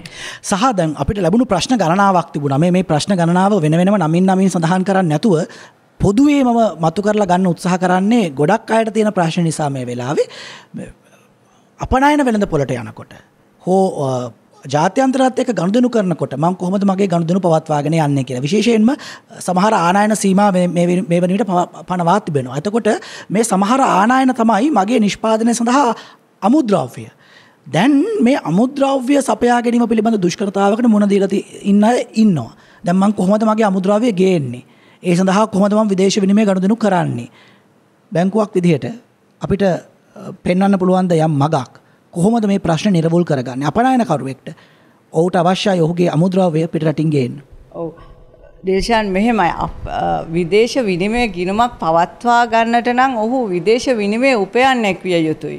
එතකොට අපි මේ අපනයන කරුවන්ට තමයි මේ සුවිශේෂී අවස්ථාව හම්බ වෙන්නේ විදේශ විනිමය ගිණුමක් පවත්වාගෙන යන්න. එතකොට අපනයන කරුවෙක්ට තමන්ගේ මේ විදේශ විනිමය ගිණුමක් තියෙනවා නම් ඒ මහත් රුකුලක් වෙනවා. මොකද තමන්ගේ ව්‍යාපාරයට තමන්ගේ අමුද්‍රව්‍ය ඉම්පෝර්ට් කරන්න සිද්ධ වෙනවා, ආනයනය කරන්න සිද්ධ වෙනවා. නමුත් මේ වෙලාවේ අපි දන්නවා රෙස්ට්‍රික්ෂන්ස් පවතිනවා. ඒ වුණාට අපනයනකරුවෙක්ගේ මේ රටේ නීතියට යටත්ව අපනයනකරුවෙක්ගේ තමන්ගේ විදේශ ගිණුමය භාවිතා කරලා මේ ආනයන වලට ගෙවීම් කිසිම බාධාවක් නැතුව කරගන්න පුළුවන්. ඒ වගේම මේ ගෙවීම් කරනකොට විදේශ ගිණුමයක් ඇතුලේ අපිට තියෙනවා එක්ස්චේන්ජ් ලොස් එක කියලා. එතකොට විනිමය අවදානමත් ඉතාමත්ම අඩු මට්ටමකට තමයි පවතින්නේ මේ විදේශ ගිණුමකින් අපි මේ අපනයන කරුවා විදේශ ගිණුමයක් තුල කටයුතු කරනකොට. හැබැයි දැන් එහෙම ගිණුමක් නැත්තම් මේ පටන් ගන්න හදන ව්‍යවසායකයෙක් නම් ඇනවුමක් ලැබිලා තියෙනවා යම් විදේශ රටකින්. දැන් මේක සපයන්න යෝනිකම තියෙන්නේ. අතේ විදේශ මුදල් ඇත්තෙත් නැහැ. විදේශ මුදල් එක්ක ගනුදෙනු කරපු ගිණුමක් ඇත්තෙත් නැහැ. ලංකා බැංකුවට හෝ බැංකුවකට පුළුවන් උදව් කරන්න. ඔබ සඳහන් කරන්නේ අපනයනකරුවෙක් සම්බන්ධයෙන්. ඔව්. අපනයනකරුවට විදේශ ගැනුම්කරුවෙකුගේ ඕඩර් එකක්. ඒක සමහර විට කන්ෆර්ම්ඩ් ඕඩර් එකක් වෙන්න පුළුවන් දේශාන්. එහෙම නැත්නම් LC එකක් වෙන්න පුළුවන්. මේ ගනුදෙනුවක් ඇති වුණාම ට්‍රාන්සැක්ෂන් එකක් ඇග්‍රීමන්ට් එකක් ඇති වුණාම මේ හම්බ වෙන කන්ෆර්ම්ඩ් ඕඩර් එක අපේ බැංකුවට අරගෙන ආවොත් අපිට පුළුවන් ඒ ව්‍යවසායකයා දිරිමත් කරන්න. ඒකට තමයි අපේ එක්ස්පෝර්ට් සර්කල් එකක්. ඇත්තටම අපි තාමත් මෑතකදී හඳුන්වා දෙන්න ලැබුවා ලංකා බැංකුවේ එක්ස්පෝර්ට් සර්කල් එක. එතකොට මේ කන්ෆර්ම්ඩ් ඕඩර් එක එයා අර විදේශ ගැනුම්කරුවාට අවශ්‍ය නිමි ද්‍රව්‍ය සපයන තැන වෙනකන් එයාට අවශ්‍ය කරන පිරිවැය මේ අමුද්‍රව්‍ය සපයා ගැනීම තුළ සමහර වෙලාවට ආනයන කරන්න අවශ්‍යතාවයක් තියෙන්න පුළුවන් එයාගේ රෝ මැටීරියල් එක. එතකොට ඒ ආනයනය කරන්න අවශ්‍යතා එහෙම නැත්නම් දේශීය වෙළඳපොලෙන් සපයා ගන්න අවශ්‍ය වෙන පිරිවැය සහ Tamanට ඒ නිමි භාණ්ඩය දක්වා යන්න සිදුවන සියලුම පිරිවැය යම් කොටසක් අපි ලංකා බැංකුව එතකොට අපි බැංකුවක් විදිහට අපිට පුළුවන් මේ ඕඩර් එකට ෆයිනෑන්ස් කරන්න. එතකොට අර මෙතන ඉම්පෝර්ට් එකක් තියෙනවා නම් ඇත්තට මේ අමුද්‍රව්‍ය සඳහා ඉම්පෝර්ට් එකක් තියෙනවා නම් ඔබ කිව්වේ අලුත්ම ගනුදෙනුකරුවෙක්. එතකොට ඔහුට විදේශ විනිමය ගිණුමක් නැහැ. නමුත් ඔහු එක්ස්පෝර්ටර් කෙනෙක් නම් අපිට මේක සලකා බලන්න පුළුවන්. අපි මේක රිවෝල්ව් වෙන්න පුළුවන්. මේක අද එක ට්‍රාන්සැක්ෂන් එකක් නෙමෙයි මේක රිවෝල්විං විදිහට ඉදිරියට සිදු වෙන්න පුළුවන්. එතකොට අපි මේ ගනුදෙනුකරුවාට දේශාන්න අපි එයාට ලිමිට් එකක් හදලා දෙනවා. එයාගේ රෝ මැටීරියල් ඉම්පෝර්ට් කරන්න අවශ්‍ය කරන ප්‍රමාණයට එයාට ලිමිට් එකක් හදලා දෙනවා. එතකොට එයාට කිසිම බාධාවකින් තොරව ඒ ලිමිට් එක භාවිතා කරලා මේක රිවෝල්විං බිස්නස් එකක් විදිහට එයාට දිගටම අපනයන කර්මාන්තයේ යෙදෙන්න පුළුවන්. ඒ කියන්නේ මේ ආනයන සීමා තිබුණත් ඒ ආනයන සීමා උනත් අවහිරයක් කරගත යුතු නැහැ. ඔබ අපනයන කරුවෙක් විදිහට ජාත්‍යන්තරයේ ජය ගන්න අපේක්ෂාවෙන් ඉන්න කෙනෙක් නම් ඒ අවශ්‍ය මඟ පෙන්වීම ලබා දෙන්නත් ලංකා බැංකුව සූදානමින් ඉන්නවා. එසේ තිබියදී අපි අපේ වැඩසටහනේ අන්තිම විනාඩි කිහිපයේ ඉන්නේ ප්‍රසන්න ලියනගේ මහත්මයා. අපි මඟ පෙන්වීමක් දෙමු පොදුවේ නිවැරදි මූල්‍ය කළමනාකරණය සඳහා ව්‍යවසායකයෙක් විදිහට පටන් ගන්න ඉන්නවා නම් හෝ පටන් ගත්තු කෙනෙක් ඉන්නවා නම් වරද්දගත්තු කෙනෙක් ඉන්නවා නම් අපි කොහොමද වැරදි හදාගන්න ඕනේ කොහොමද හරියට පටන් ගන්න ඕනේ නිවැරදි මූල්‍ය කළමනාකරණය සඳහා අපි තියන්න ඕනේ 1 2 3 පියවර මොනවද? පළමුවෙන්ම දේශාන් තමන් ආයි පාරක් මම කියන හැමදාම කියන වගේ back to the basics යන්න කියලා තමන් ගිහිල්ලා තමන්ගේ ව්‍යාපාරයේ නැවතත් පොඩි අධ්‍යයනයක් කරලා තමන්ගේ තියෙන වියදම් මොනවද ආදායම් මොනවද කියන එක ඉස්සෙල්ලාම එයාට පුළුවන් මේ පොතක් අරගෙන ලියන්න. බොහොම සිම්පල් විදියට මම කියන්නේ. පොතක් අරගෙන ලියන්න. ඊට පස්සේ එයා කල්පනා කරන්න ඕන මට බැංක් account එක රෙජිස්ට්‍රේෂන් එකක් නැත්තම් මේක ඉස්සෙල්ලා රෙජිස්ටර් කරන එක. ඒක මේ සමාගම් මැදුරේ කරන්න අවශ්‍ය නැහැ. තනි පුද්ගල ව්‍යාපාරයක් හරි හවුල් ව්‍යාපාරයක් විදියට ඒක රෙජිස්ටර් කරන්න. ඊළඟට තමන් බලන්න ඕන මම දැන් හරි විදියට මේක ගන්න මම බැංකුවත් එක්ක ගනුදෙනු කරන්න ඕන නිසා ඒ ව්‍යාපාරේ රෙජිස්ට්‍රේෂන් එකත් එක්ක ගිහිල්ලා බැංකුවේ account එකක් open කිරීම ඊළඟ එක. ඊට පස්සේ තමන්ට පුළුවන් විදියක් හදාගන්න තමන්ගේ දවසේ ආදායම වියදම ඒ මොනවටද ගියේ වියදම කියන දේවල් අපි ඒ හරියට සටහන් කරලා ඒ තමන්ගේ දවසේ ලැබෙන ආදායම පුළුවන් අපිට දිනපතා හෝ දවස් දෙකකට සැරයක් හරි මොන හරි විදියකට තමන්ගේ බැංකු ගිණුමට ඉස්සෙල්ලා මැර කරන්න පටන් ගන්න. ඊට පස්සේ ගෙවීම් කරන්නත් පටන් ගන්න අර මෙතුමේ කිව්වාගේ බැංකු ගිණුමෙන්. එතකොට තමන් දන්නෝ මොකටද ගෙව්වේ. අපි හිතමු චෙක් පොතක් පාවිච්චි කරොත් ඒ චෙක් පොතක් හම්බුණා කියලා ඒකත් අර වඳුරට දැලිපිය හවුණා වගේ පාවිච්චි අපි දැකලා තියෙනවා. යන්නේ ඒක ලොකු වැරද්දක්. දැන් චෙක් බොක් එකක් ගත්ත හැටිය කරන්ට් account එකක කිසි ගාණක් නැහැ ඩේට් එක දාලා චෙක් දෙනවා. හැබැයි සමහරලාට ඒක මේ නිගරු වෙනවා. ඒ කියන්නේ අපිට ගරු කරගන්න බෑ. මොකද අපි හිතනවා අපි එන මාස රිටර්න් වෙනවා. අපි හිතනවා මේ දාට සල්ලි එයි කියලා හිතලා දෙනවා. එහෙම හිතලු වලට ඕන විදියට චෙක් හරි විදියට නම් ලංකාවේ නීතිය විදියට මම දන්න විදියට මෙතිමුණත් කරේම ආව account එකේ සල්ලි නැත්තම් චෙක් එකක් ලියන්න බෑ. ඒ ප්‍රමාණයට අදාළව සල්ලි account එකේ නැත්තම් චෙක් හැබැයි නමුත් ප්‍රැක්ටිස් එකක් විදියට අපි දන්නෝනේ රුපියල් 50000ද තියෙන ඒ රුපියල් ලක්ෂ 2-3ක චෙක්ස් දෙනෝනේ මේ ඉදිරියට එන සල්ලි බලන්න. ඒ වගේ ඒවා පුළුවන් තරම් ඩිසිප්ලින් කරගන්න ඕනේ. ඒ වගේ මේ අනාගත වියදම් වලට ඒ විදියට චෙක් ලියන්න නැතුව. ඒකට සප්ලයර්ට කියන්න පුළුවන් මේ වෙලාවේ account එකේ සල්ලි නැහැ. මට චෙක් එකක් දෙන්න බෑ. ඔයා මේ දවසට එන්නේ එදාට සල්ලි තිබුණොත් මම එදාට ඩේට් එක දාලා චෙක් එක දෙන්න ඔයා ගිහිල්ලා බැංකුවෙන් මාරු කරගන්න. එතකොට අර ෆියුචර් චෙක්ස් දෙනවට වැඩිය මේක අර සමහර කට්ටිය ගැරන්ටියක් වගේ කරනවා. එතකොට ඒ වගේ වැරදි ඒවා ටික අඩු කරගන්න. එතකොට දැන් සමහරට මම දැකලා තියෙන ඔය ෆයිනෑන්ෂල් ඩිසිප්ලින් එකේදී දැන් සේවකයෝ සමහරලාට කට්ටිය තියාගෙන ඉන්න මේ දිනපතා පේමන්ට් කරන්න. ඒවා පුළුවන් තරම් මම කියන අඩු කරගන්න. ඉස්සෙල්ලා සතිපතා ගෙවන්න, මාසපතා ගෙවන්න. මොකද එහෙම වුණාම හරි ලේසි. අර මෙතුම කිව්වාගේ මාසපතා මාසේ අන්තිමට ඔක්කොම ලිස්ට් එක ගියාම බැංකුවටම සේවකයන්ගේ පඩි ටික ඒක account එකකින් automatically transfer වෙනවා යාළුවගේ account එකට. ඒකට සේවකයාටත් හරි සන්තෝෂයි තමන්ගේ මුළු පඩියම එකපාරට ඇවිල්ලා තියෙනවා. ඒකට අපිටත් රෙකෝඩ් එකක් තියෙනවා මේ මාසේ කොච්චරද අපේ සැලරි බිල් එක. සැලරි කොච්චර ගෙවුවද? අපේ අමුද්‍රව්‍ය කොච්චර ගෙවුවද? ඊට පස්සේ අපි ඇනලයිස් කරන්න ඕනේ මේ මාසේ මට අමුද්‍රව්‍ය වලට කොච්චර ගිහිල්ලා තියෙනවද? මට සැලරි වලට කොච්චර ගිහිල්ලා තියෙනවද? මට ඉලෙක්ට්‍රිසිටි ඒ කියන්නේ විදුලිය සඳහා කොච්චර ගිහිල්ලා තියෙනවද? ඊට අමතරව මම කරපු වියදම් මගේ මාකටිං ඒ කියන්නේ මම මේ ප්‍රවර්ධනය කරන්න මොන වගේ වියදම් ගිහිල්ලා තියෙනවද? ට්‍රාන්ස්පෝර්ටේෂන් මේ ටික ඇනලයිස් කරාම ඊළඟට එයාට හිතන්න පුළුවන් මම මේ මාසේ ට්‍රාන්ස්පෝර්ටේෂන් එකට කරපු වියදම් වැඩි. මම මේ එකපාරක් ලොරිය ගිහිල්ලා කරගන්න පුළුවන්ක මේ තුන් පාරක් ලොරිය ගිහිල්ලා තියෙනවා. මේවා අඩු කරන්නේ නැත්තේ. ඒක පළවෙනි එක. සේවකයෝ ප්‍රමාණය වැඩිද අඩුද කියලා. සමහරට සේවකයෝ ප්‍රමාණය වැඩි. එතකොට සේවකයෝ ප්‍රමාණය වැඩි කියන්නේ ඒ සේවකයෝ ඉන්න ප්‍රමාණයට අපි හරියට වැඩක් ගන්න.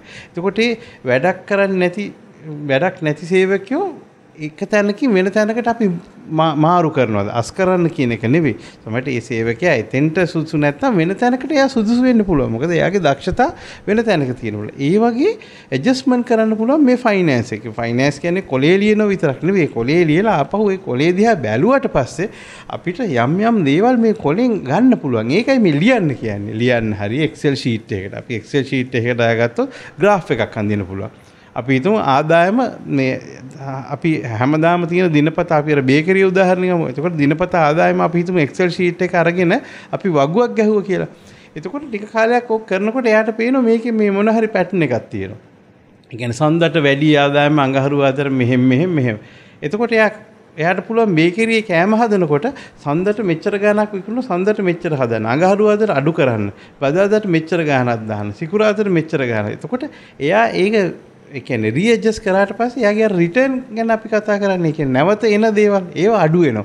එතකොට ඒකින් වේස්ට් එක අඩු වෙනවා. ඒකෙන් කොස්ට් එක අඩු වෙනවා. එතකොට මේ ෆයිනෑන්ස් කිරීමේ වැදගත්කම තියෙන්නේ අපි ව්‍යාපාරයේ දැස එක ප්‍රතිබිම්බනයක්. ඒ කියන්නේ මගේ කැඩපතක් වගේ මේ ෆයිනෑන්ස් කරපු හැටි ව්‍යාපාරේ අපිට පේන්න ගන්න වෙන විදියකට. වෙන ඇන්ගල්ස් වලින්. ඒක තමයි ඇත්තටම මේ ෆයිනෑන්ෂල් ඩිසිප්ලින් සහ ලිවීම සහ මේ ෆයිනෑන්ස් කිරීමේ වැදගත්කම. අතේ හුරුවට කරන්නේ නැතුව පුළුවන් තරම් කොලයට ගන්න කියලා මේ කියන්නේ. එතකොට විශ්ලේෂණයේ පහසුයි කියන අදහස මේ ඉදිරිපත් කරන්නේ. අපිට අන්තිම විනාඩි 2 දෙන්න පුළුවන් සුරේකා කුලසේකර මහත්මිය ඔබතුමියට. මට කියන්න දැන් මේ ඔක්කොම තනියෙන් මට කරන්න බෑනේ. මට එක ක්ෂේත්‍රයක් පිළිබඳ දැනුම තියෙන්න පුළුවන්. නමුත් මට තව ක්ෂේත්‍රයක් පිළිබඳ දැනුම නැහැනේ. මම ගිණුම්කරණය ගැන ප්‍රවීණයෙක් නෙවෙයි. එහෙමනම් මම මේ වැඩේ කරන්නේ කොහොමද? මට එහෙම මුල ඉඳන් අගට A to Z දැනුමක් ඕනද අදාළ විෂය සම්බන්ධයෙන්? ඒක මම එකතු කරගන්න ඕනද? එහෙම නැත්නම් ඒකට වෙන කෙනෙක් කුලියට ගන්න එක සුදුසුද? ඕඩේෂාත් බෙතරදී මම අදහසක් කියන්නම්. තමන් කුඩා ව්‍යාපාරයක් පටන් අරගෙන කරගෙන එනකොට ව්‍යවසායකයා තුළ තාක්ෂණික දැනුම ඒ වගේම මේ ව්‍යාපාරයේ මෙහෙයවීමේ දැනුම අතිමහත් තත්වයෙන් ඒක විකාශනය වෙනවා. එතකොට මේ තමන්ට මේ මුල කාලයේදී තමන්ගේ ආදායම තමන්ගේ වියදම එතකොට එහෙම කොලයක ලියලා හරි තමන්ට පුළුවන් තමන්ගේ ලාභය බලා ගන්න. එතකොට මේක තව ඒ කාලෙදි මේ ව්‍යවසායකට පුළුවන් වෙයි මේක මෙහෙයව ගන්න. බැංකුව අපේක්ෂා කරන්නේ තුන්වෙනි පාර්ශවයකට යනකොට වැදගත් කියලා කිව්වනේ. ඒ තුන්වෙනි පාර්ශවය අපේක්ෂා කරන්නේ හරි විධිමත්ව ඉරි ගහලා සකස් කරපු ගිණුමක්ද නැත්නම් ආදායම් වියදම් ටික හරියට මේ ලයිස්තුගත කර තිබීමද? ඇත්තටම දේශාන් එතන ඩිපෙන්ඩ් වෙනවා. මොකද අපි කුඩාම ව්‍යාපාරයකට අපි ශුද්‍ර ව්‍යාපාරයකට එතකොට කුඩා හා මධ්‍යම ව්‍යාපාර වශයෙන් ෆයිනෑන්ස් කරනකොට අපේ ක්‍රයිටීරියාස් වෙනස්. එතකොට ශුද්‍ර ව්‍යාපාරයකින් අපි බලාපොරොත්තු වෙන්නේ හරියටම ගිණුම්ගත කරපු ගිණුමක විස්තර. නමුත් අපි බලාපොරොත්තු වෙනවා ඒ ව්‍යවසායකයා තුල තමන්ගේ ව්‍යාපාරය ගැන අවබෝධයක් තියනවාද කියලා දැනගන්න. අඩු ගානේ තමන් විසින් වාර්තා හදාගත්ත වාර්තා හරි ඒ බිස්නස් එක ගැන තියනවාද කියන එක.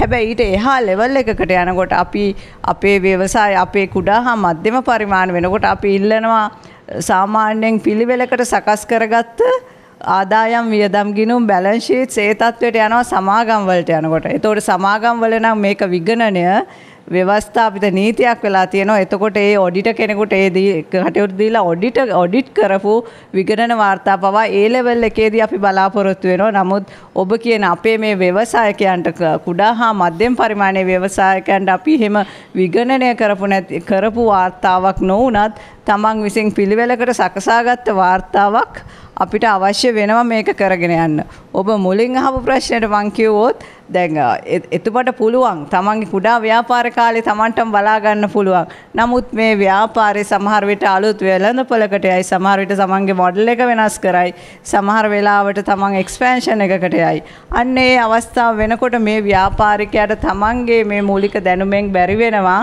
තමන් මේ ව්‍යාපාරයේ මූල්‍ය පරිපාලනය කියන එක මැනේජ් කරගන්න. ඒ වෙලාවේ හොඳම ඔප්ෂන් එක තමයි මේ මූල්‍ය ව්‍යාපාරේ මූල්‍ය ශාස්ත්‍රය ගැන දැනුමක් තියෙන කෙනෙක් මෙතන අසයින් කරගෙන ඒ වැඩේ යාට බාර දෙන්න. හැබැයි ව්‍යවසායකයාට බෑ තමන්ගේ ව්‍යාපාරයේ මූල්‍ය පරිපාලනය තවත් කෙනෙකුට බාර දීලා තමන් නිදහසේ ඉන්න. අනිවාර්යයෙන්ම මේ මූල්‍ය පරිපාලනය කියන එක තමන් අතින් අධීක්ෂණය විය යුතුමයි. මොකද ව්‍යවසායකයා තමයි A to Z මේ ව්‍යාපාරය ගැන දන්නේ. ඒක නිසා තමන් විසින් අධීක්ෂණය කළ යුතුමයි. ඒ එක්කම අර මූල්‍ය විනය කියන එකත් පවත්වා ගත යුතුමයි. ඔහු තමයි මේක තීරණ ගන්න. මූල්‍ය කළමනාකරණයේ තව කෙනෙක් හිටියට ඔහු තමයි තීරණ ගන්නේ. එහෙම කිසිම අවස්ථාවක තමන්ගේ අර මුදල් ව්‍යාපාරයේ මුදල් තමන්ගේ ලාභයෙන් කොටසක් වැටුපක් විදියට ගන්නව හැරෙන්න වෙන කිසිම විදියකින් තමන්ගේ පෞද්ගලික ප්‍රයෝජනයට ගන්න බෑ. තමන්ගේ පෞද්ගලික මුදල් සහ ව්‍යාපාරයේ මුදල් කිසිම විටක කලවම් කර නොගත යුතුයි. එතන තමයි සාර්ථක ව්‍යාපාරයකට බාධාව තියෙන්නේ කියලා තමයි මම අවසාන වශයෙන් කියන්න කැමතියි. බෙහෙවින් ස්තුතිවන්ත වෙනවා ලංකා බැංකුවේ සහකාර මහා කළමනාකාර ව්‍යාපෘති මූල්‍ය සුරේකා කුලසේකර මහත්මියට. ඒ වගේම කොළඹ වාණිජ මණ්ඩලයේ හිටපු සභාපති ට්‍රේනින් හබ් ඒෂියා ආයතනයේ නිර්මාතෘ ප්‍රසන්න ලියනගේ මහත්මයාට අද අපිට ලබා දීපු සම්පත්දායකත්වය පිළිබඳව මේ සංවාදයේ යම් තැනක් මග ඇරුණා නම් එන්න බැලුම්ගල Facebook පිටුවට එන්න බැලුම්ගල YouTube channel එකට මුලින් ඉඳන් අගට මේ සංවාදයේ අහන්නත් බලන්නත් ඔබට පුළුවන්කම තිබෙනවා. ඔබේ ප්‍රශ්නෙට තාමත් උත්තරයක් ලැබුණ නැත්නම් ඒ ප්‍රශ්නයත් ඊට පහළ පහලින් කමෙන්ට් කරන්න. ඒ ප්‍රශ්න වලට අපි අනිවාර්යයෙන්ම ඊළඟ දවසේදී උත්තර හොයන්න උත්සාහ කරනවා. තවත් දවසක හමු වෙන බලාපොරොත්තු වෙන්න අදට නතර වෙනවා.